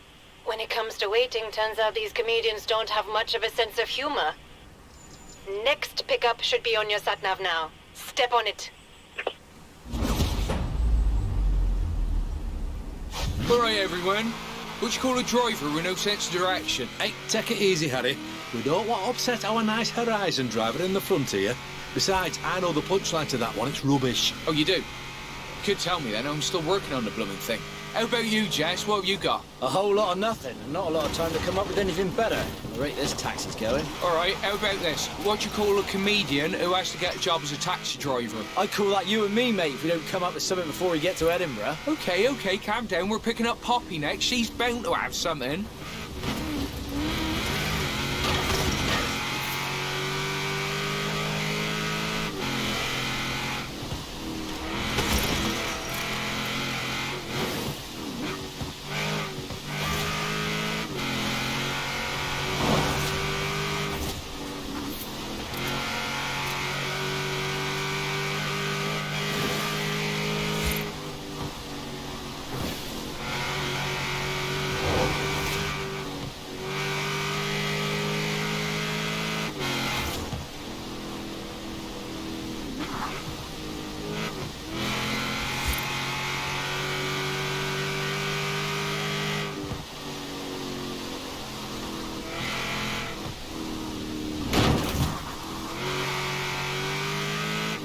400 meters, turn sharp left.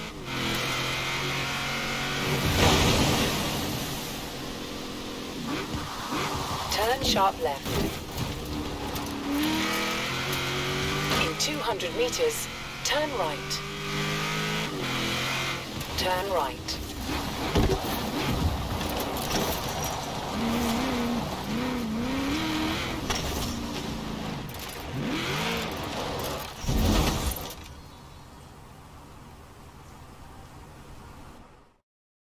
How many more pickups? Pickup confirmed. It's working. It's actually working. I can't believe it's actually working. Final passenger is down in Broadway. We can do this. Come on. Hi everyone, Jess, Charlie, Harry. Wow, car jokes are hard, right? How about this? Why did the Horizon drive across the road? Yep, we're doomed. Steady on, I've got some other stuff I've been working on. How many Horizon drivers does it take to change a light bulb? Tried that already. The answer's one. Tech down in the auto show named Dave changed both headlights on my car in about 2 seconds flat. All right, relax everyone. We're gonna pick up Jack before we head to the gig. He's absolutely hilarious. He'll definitely have something.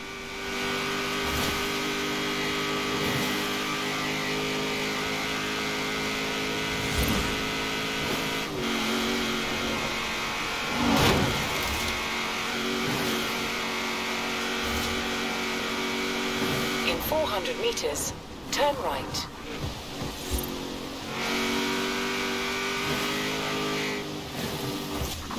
Turn right. In 200 meters, turn left. Turn left.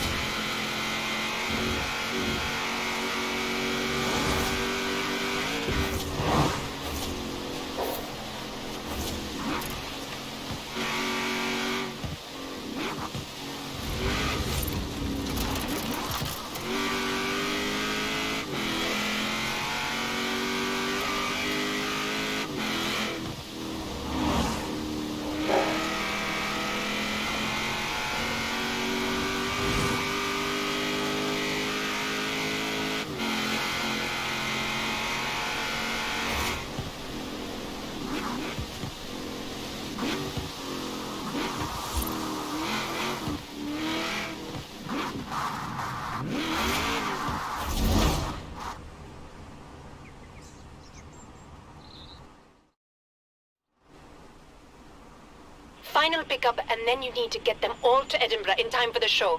All jokes aside, we're so close now.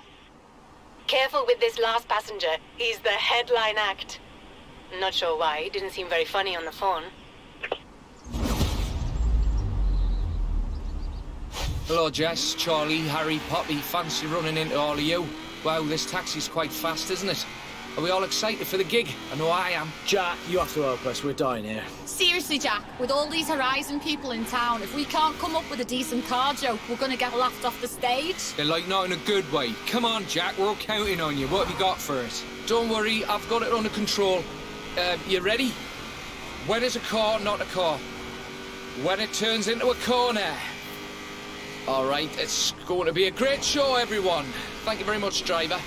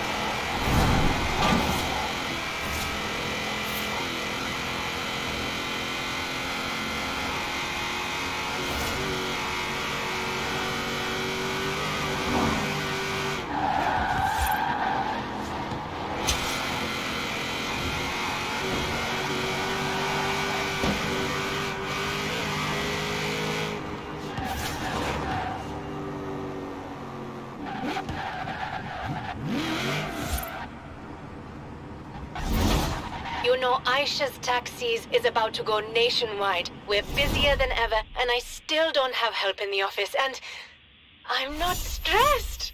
I know we'll get there, and everything will be fine. I believe I have you to thank for this breakthrough. So, I won't need you to do so much driving now. I can manage from here. This part of the story is done. Now there is only one story left, I think. That we should complete today only.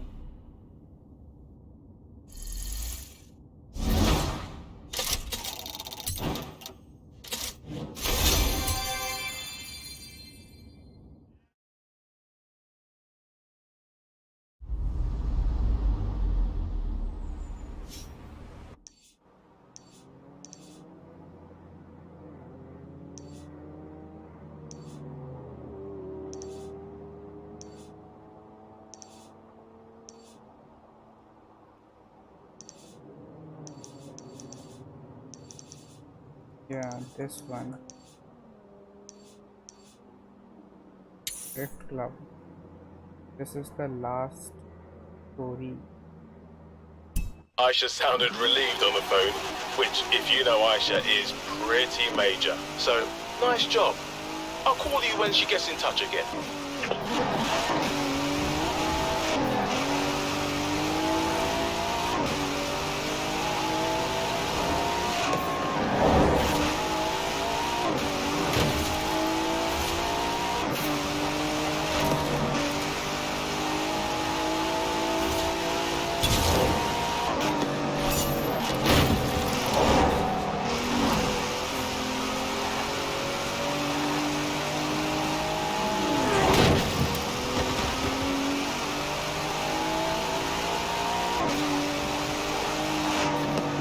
In 400 meters, turn right.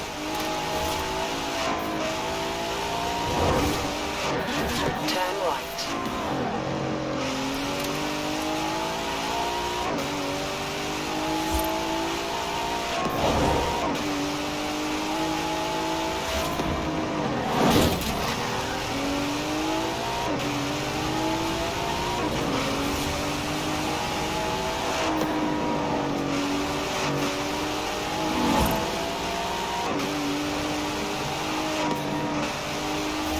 In 400 meters, turn left.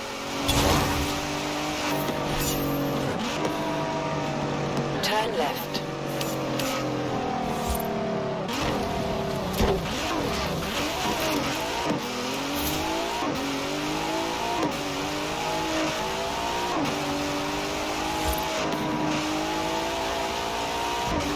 In 400 meters, turn left. Turn left. You have arrived at your destination.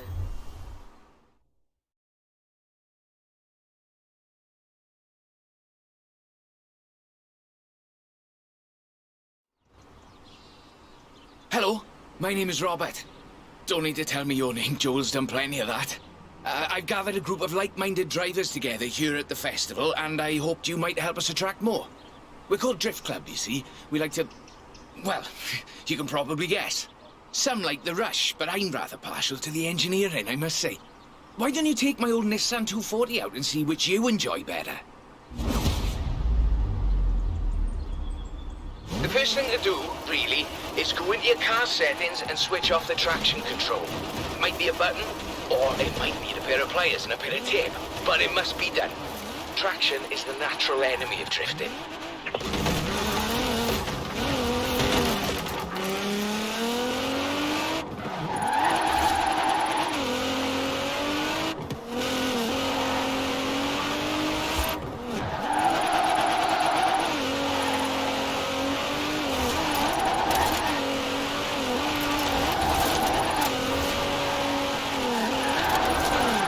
What I like to see.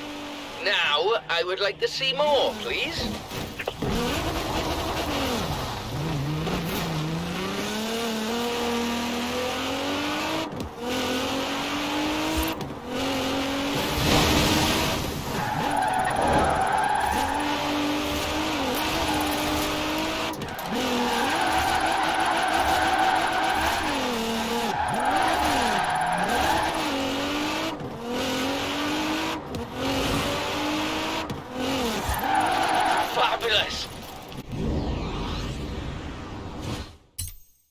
Drift clubbers, take note. There's more where this came from. A bit of speed, turn in, feather the e-brake as you hold the accelerator. It's more of an art form, really. I'll let you work it out.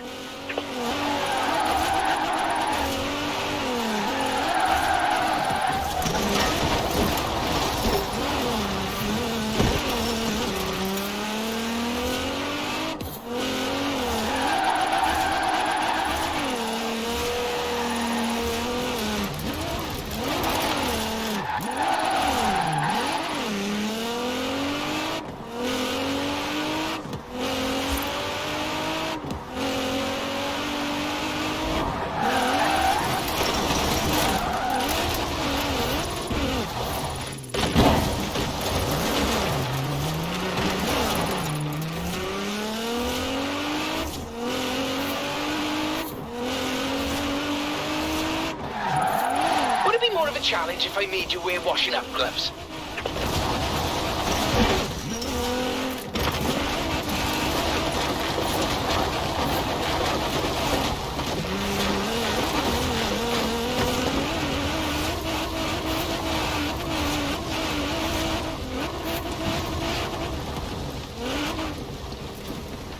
I'm sure you've noticed them, but we've started adding some flags to bits of road that are really quite good for drifting.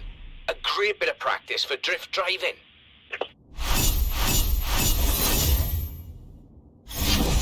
Okay, we nailed it somehow.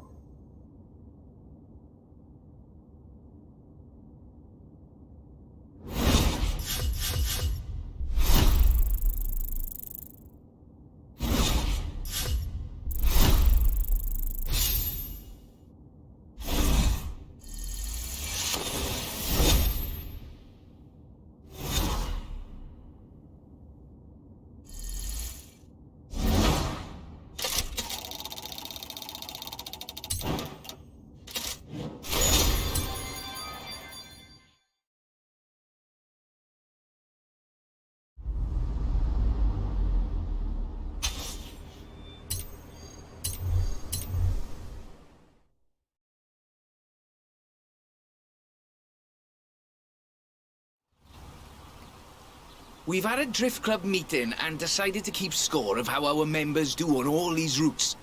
Make it a bit of a game, you see. This is the Subaru BRZ for boxer engine, rear wheel drive, and the zenith of drifting technology. I'm also quite partial to acronyms. Why don't you take a nice morning drive? And if you want to throw the back end out along the way, that'd be all right with me.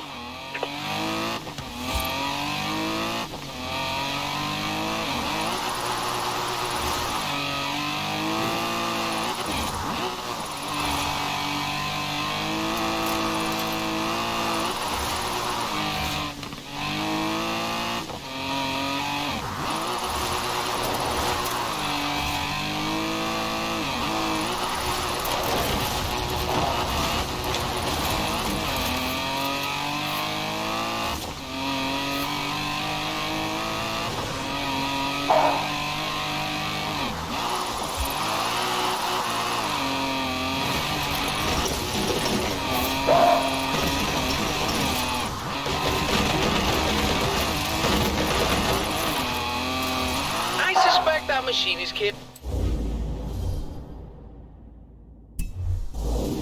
of more. And so are you. In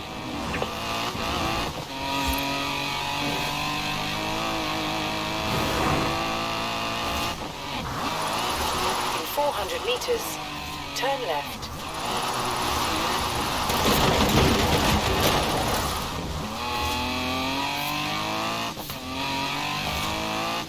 Turn left.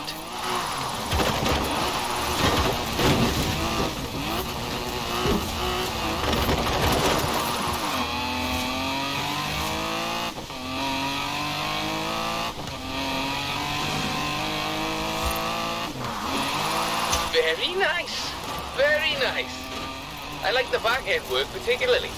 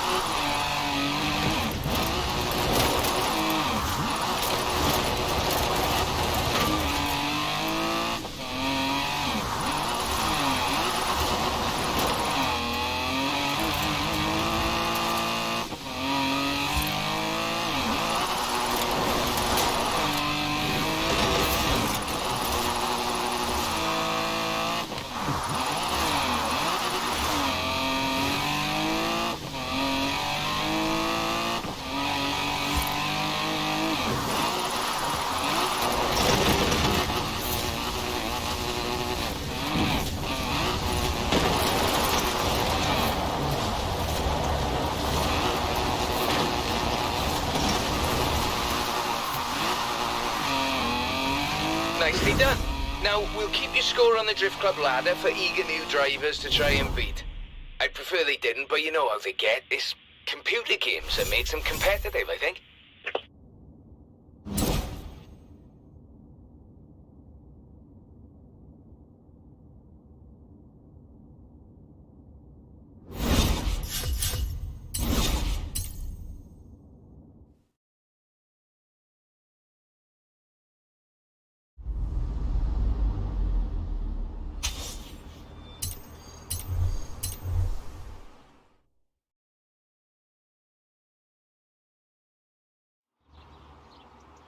Good news. Drift Club membership is climbing steadily thanks to you.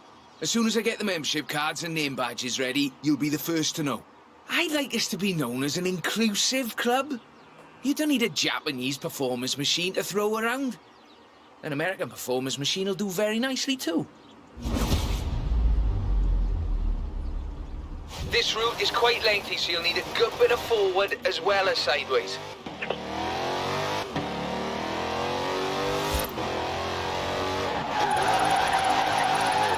In 400 meters, turn sharp right.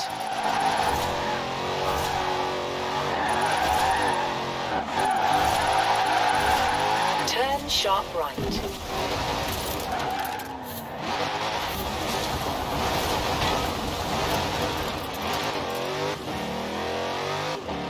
Force equals mass times acceleration minus friction.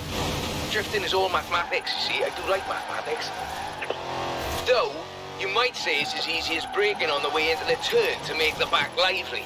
This shifts weight onto the front of the car, increasing grip, and reducing weight on the rear wheels. Very good technically, but now let's see some passion. Come on.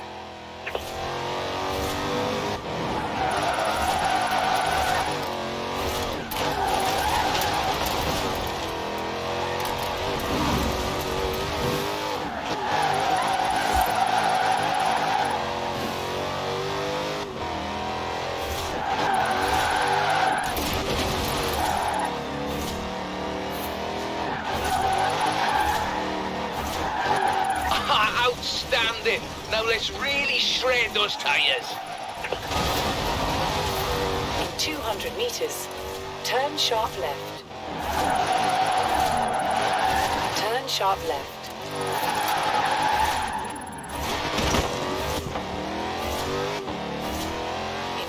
200 meters, turn left. Turn left.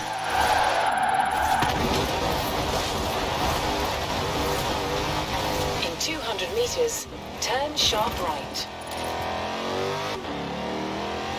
Turn sharp right.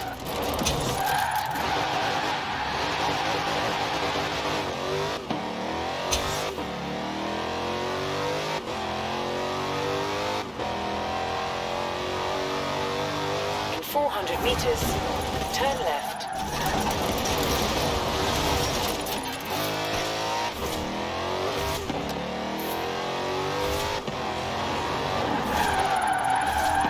Turn left.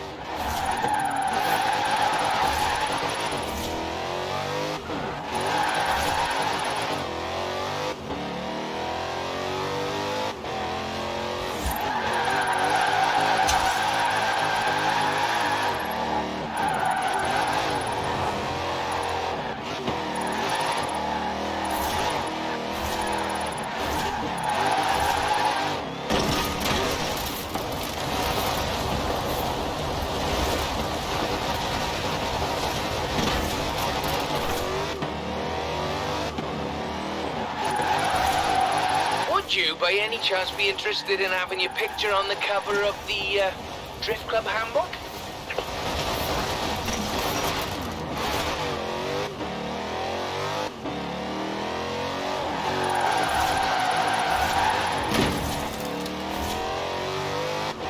You make it look really easy. Liven up the rear, apply a bit of acceleration, then steer, and Robert is your father's brother.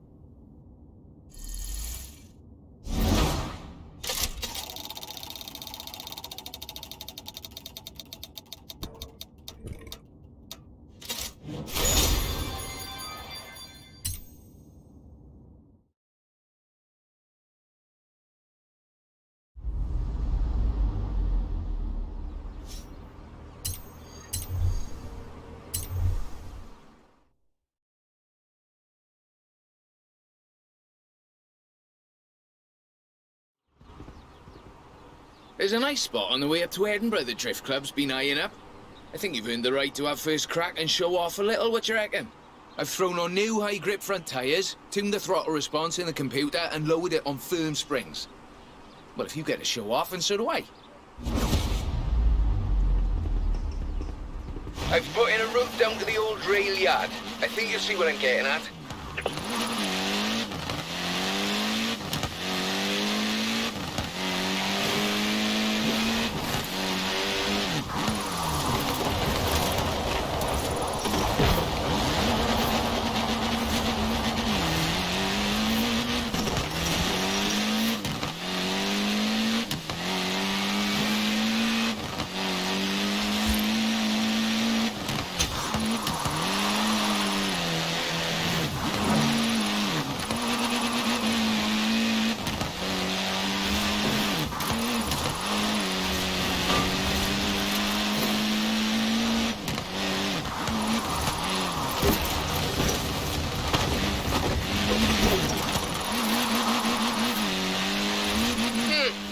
Not bad. But do I need to explain again about power to weight ratios?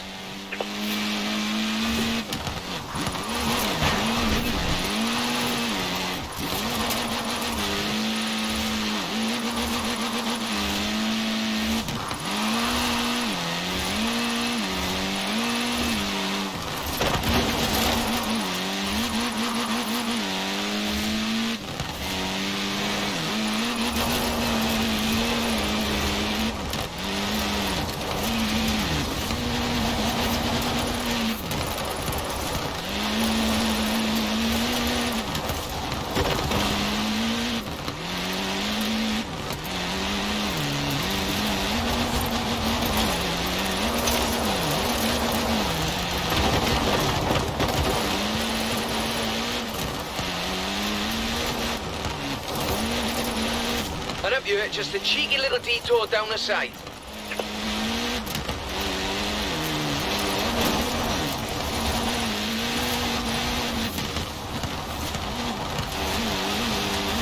Well, off you go, eh? No rush, do Drift Club proud. Crikey! Show me that again, whatever you just did. I'm really chuffed Joel persuaded you to front up our little band. I think it's just the thing we needed. If we really want to be taken seriously, we need a bit of a personality to lead the way. A nice one. Anyway, no more said about that.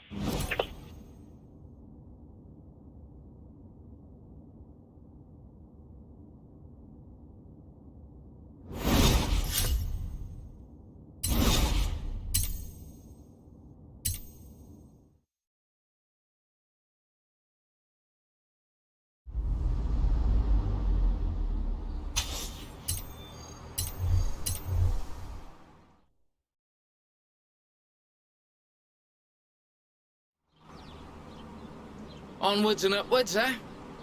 We'll take a longer drift drive this time.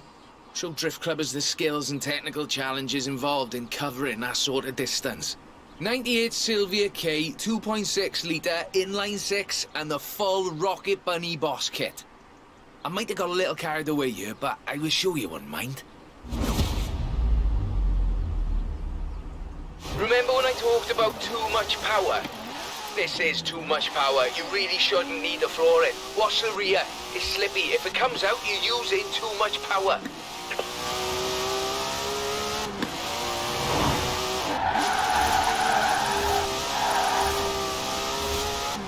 In 400 meters, turn right.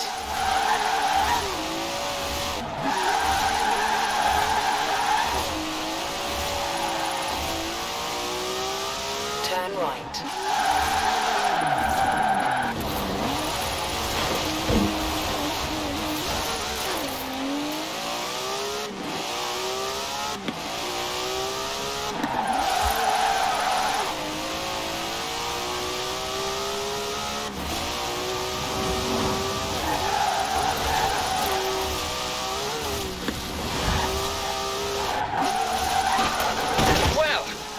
Rubber's warm, let's keep going, shall we? In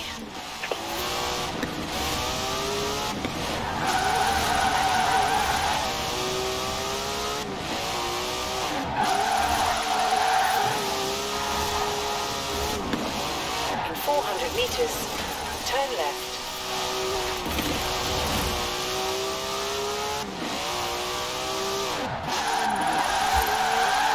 Turn left.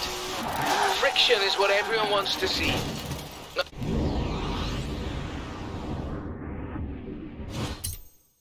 Not actual friction, of course, because that's an invisible force. There's no way to see an invisible force.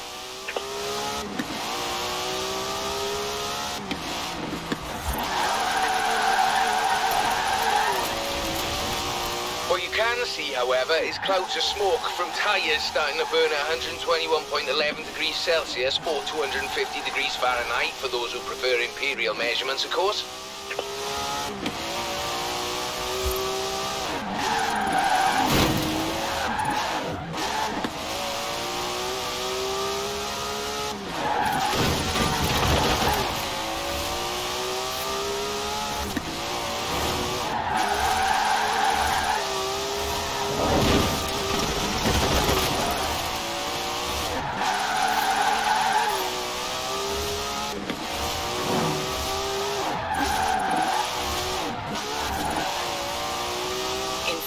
Meters, turn right.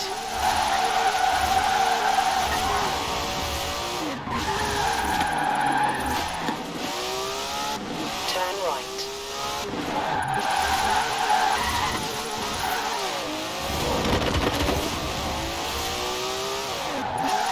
Well, you certainly can't do that with engineering alone. In 400 meters, turn left.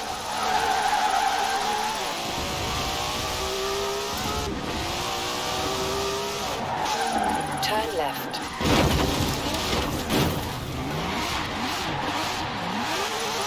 What did you make of that? If we get them used to long drives, we can have drift clubbers laying down rubber in every corner of the UK.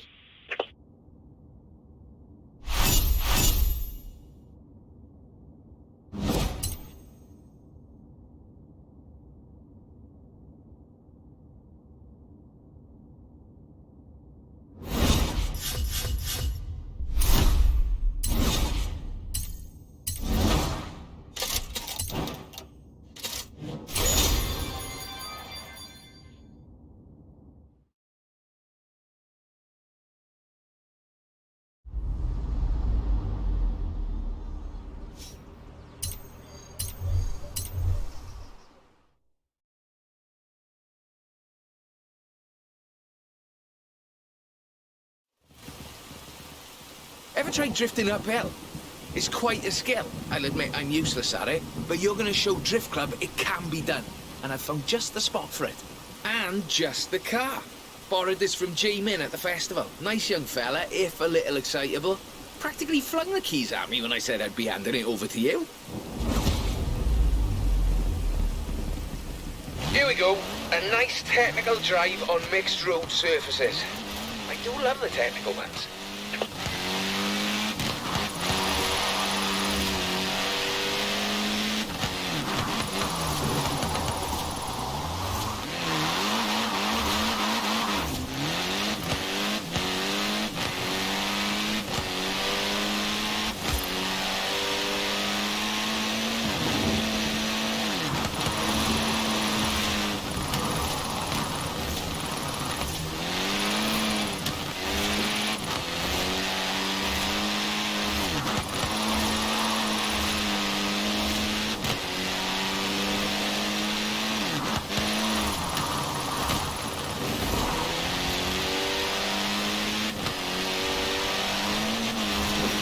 Balance is key. Steer and counter-steer. Enough throttle to push the power slide, enough brake to hold your grip. You know, I really should be writing these bits of wisdom down somewhere. That's what I like to see. Now, I would like to see more, please.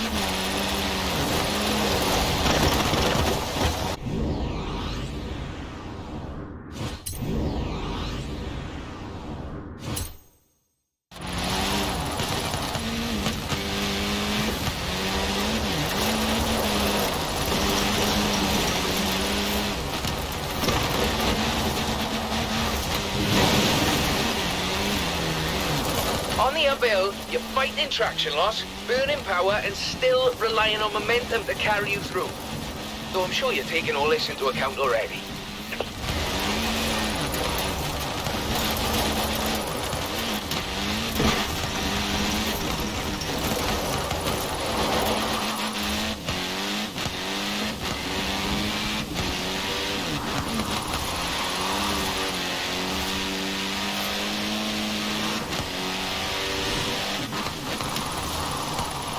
Fabulous! Drift clubbers, take note. There's more where this came from.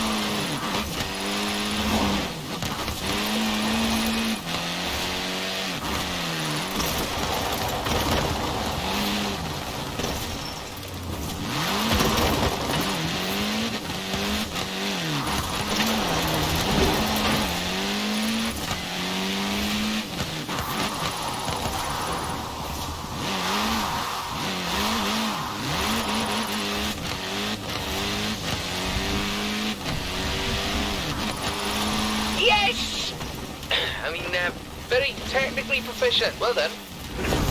Now, some people claim that you have to use rear-wheel drive cars to drift. That is simply not true. Some of the greatest proponents of functional oversteering, or drifting if you prefer, come from stage rally. And some of them predate Mr. Takahashi.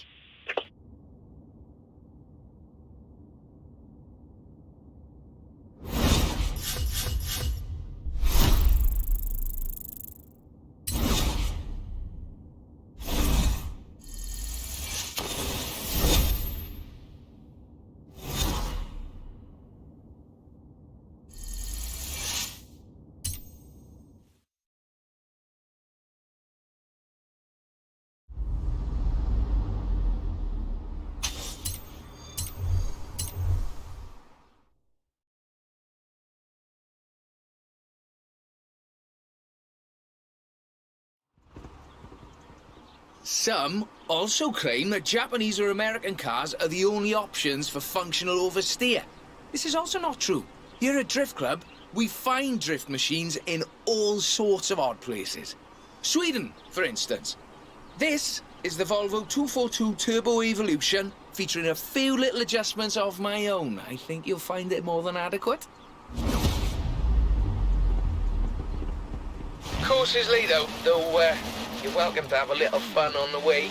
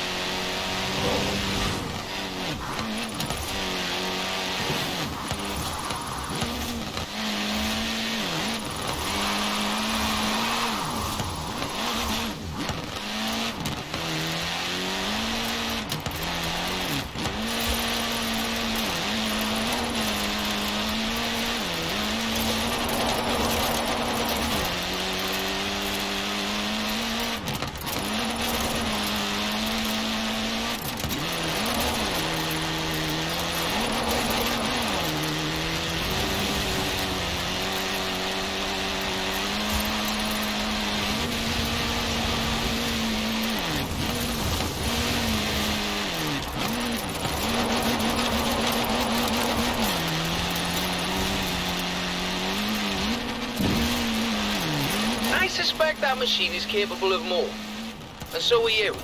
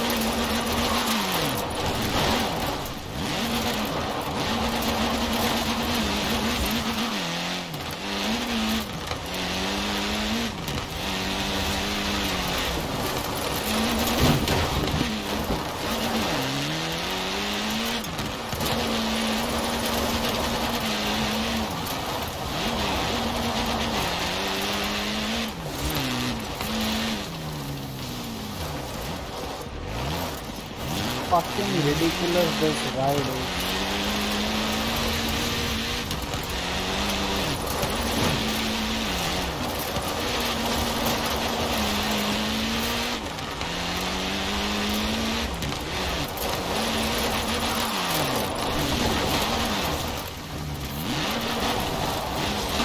What the hell is wrong with this ride? Piece of shit.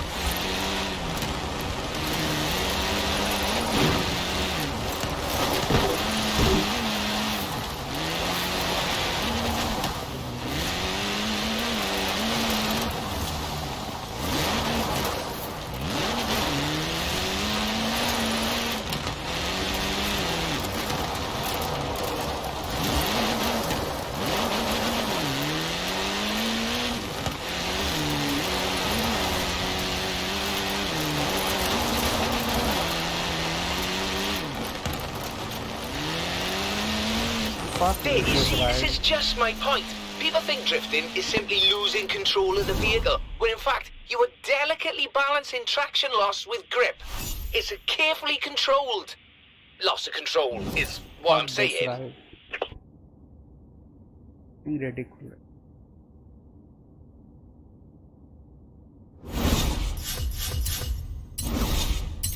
Shittiest ride in this.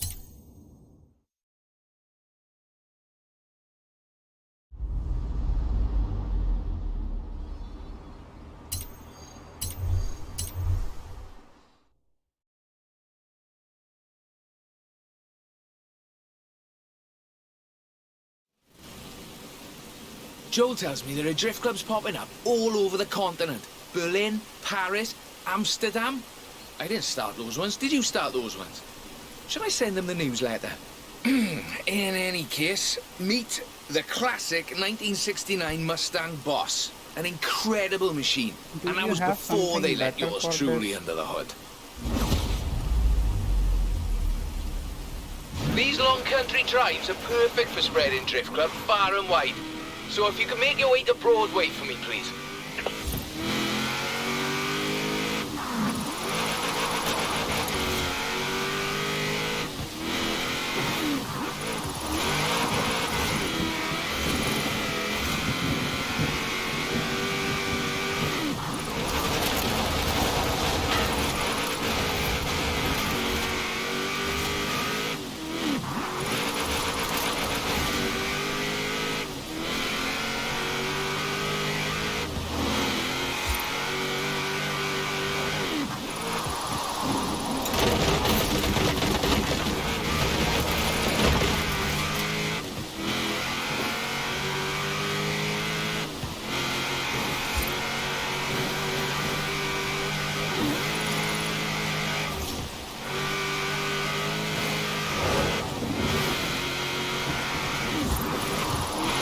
It all began with Kunimitsu Takahashi. He invented drifting because he was winning all of his races and he wanted a bit of a challenge.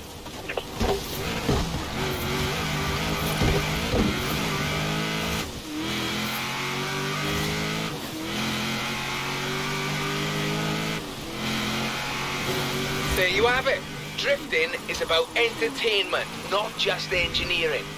Some members of our club are a little too fixated on the technical details of drifting, if you ask me. Very good technically, but now let's see some passion. Come on.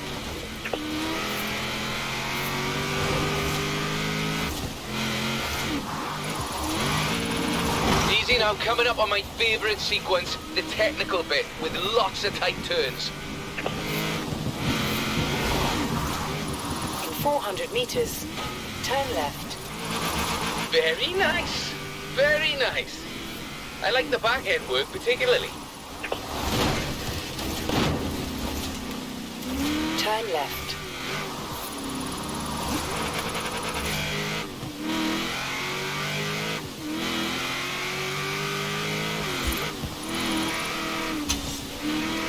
In 400 meters, turn right.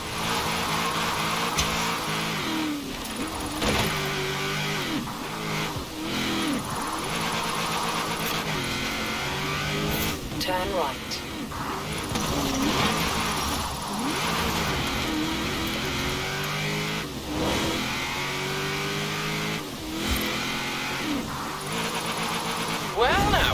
spirit of Mr. Takahashi is alive and well in Horizon Drift Club.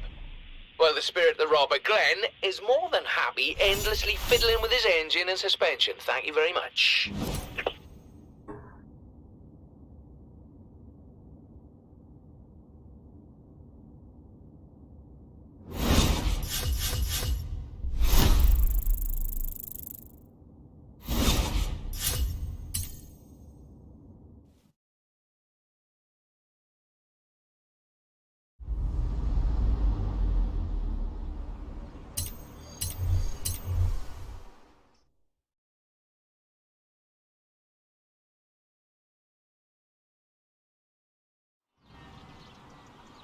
You seem to enjoy your trip through Edinburgh, so we should try that again. Traffic is always light in the morning, so you should have the roads practically to yourself.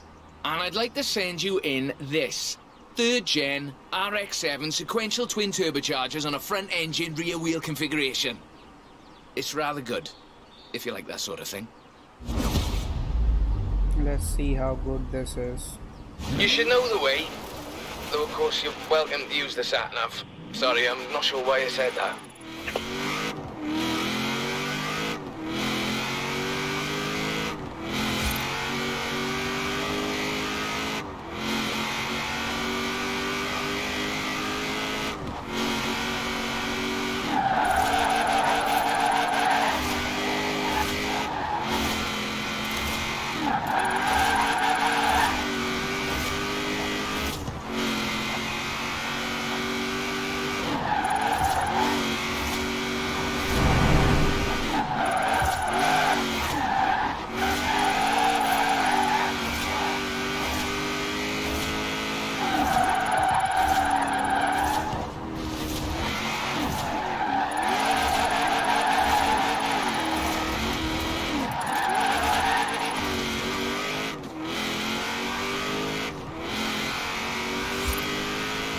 Traffic is generally light in the mornings, but I've had a friend on the council close down the roads for us, so it really won't be an issue. Sorry, no, I'm not sure why I said that either.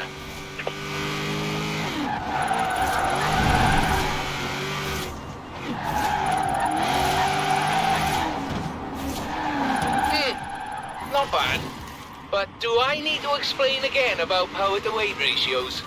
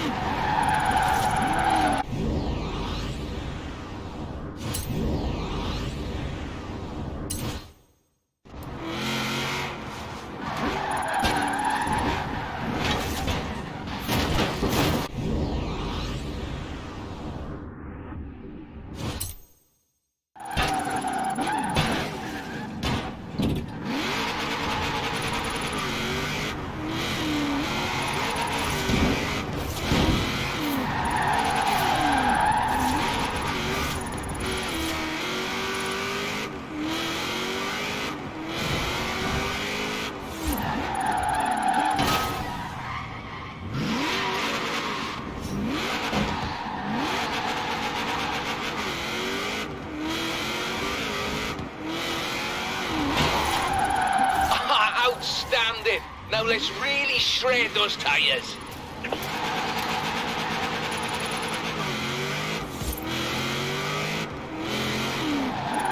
There you go. Edinburgh Drift, if I might be allowed a little joke at the expense of the film industry. One last round and all the story chapters are completed. Come on, let's finish this and end the stream for today's.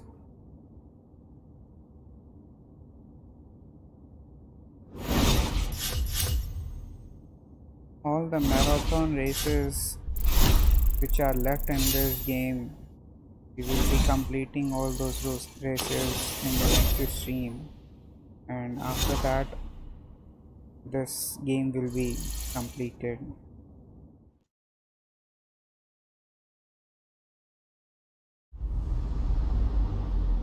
Okay, here it goes. This is the last one.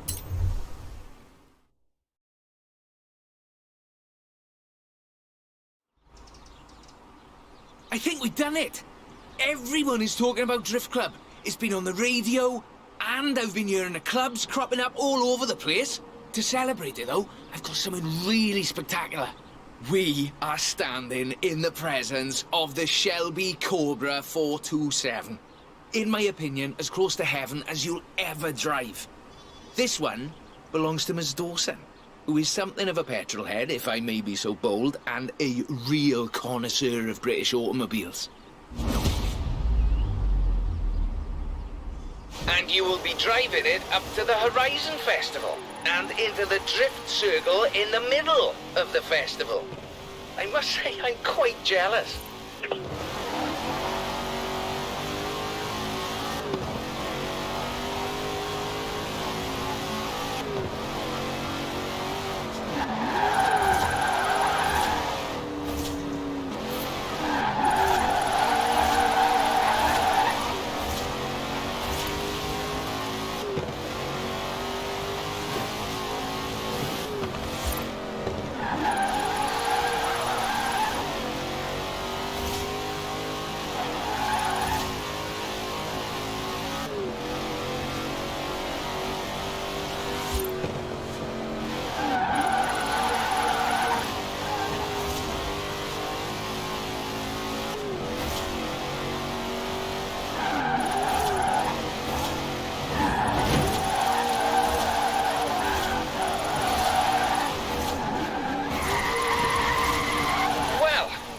Rubber's warm, let's keep going, shall we?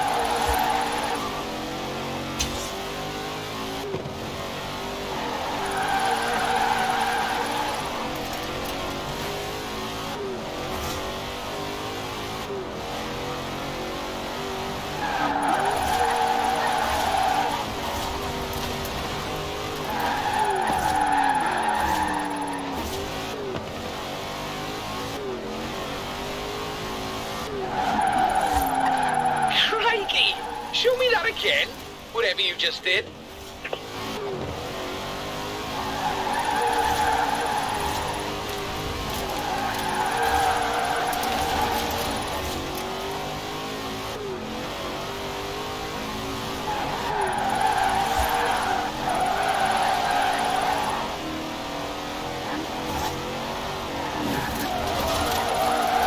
Almost there. Keep it together now, Robert.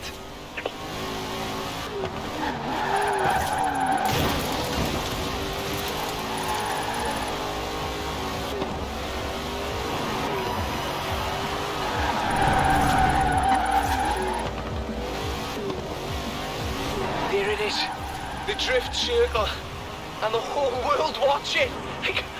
I can barely breathe.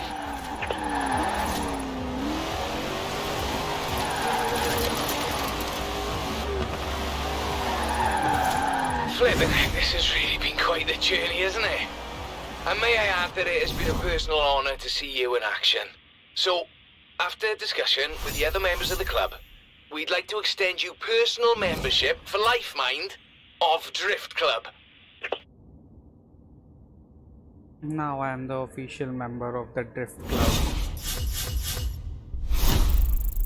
Also,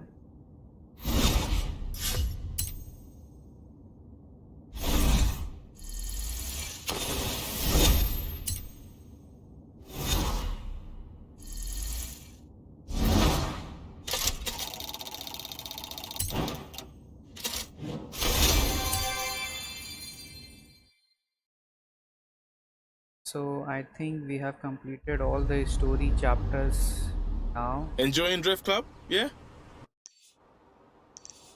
Let's see if there is anything else, any more stories are left. I think not, because our today's aim was to complete story of this game, and we have done that. Now all the races which are very long, like these marathon, these races I will be completing in the next season. So if you like this series, then join us in our next stream. Until then, bye for now.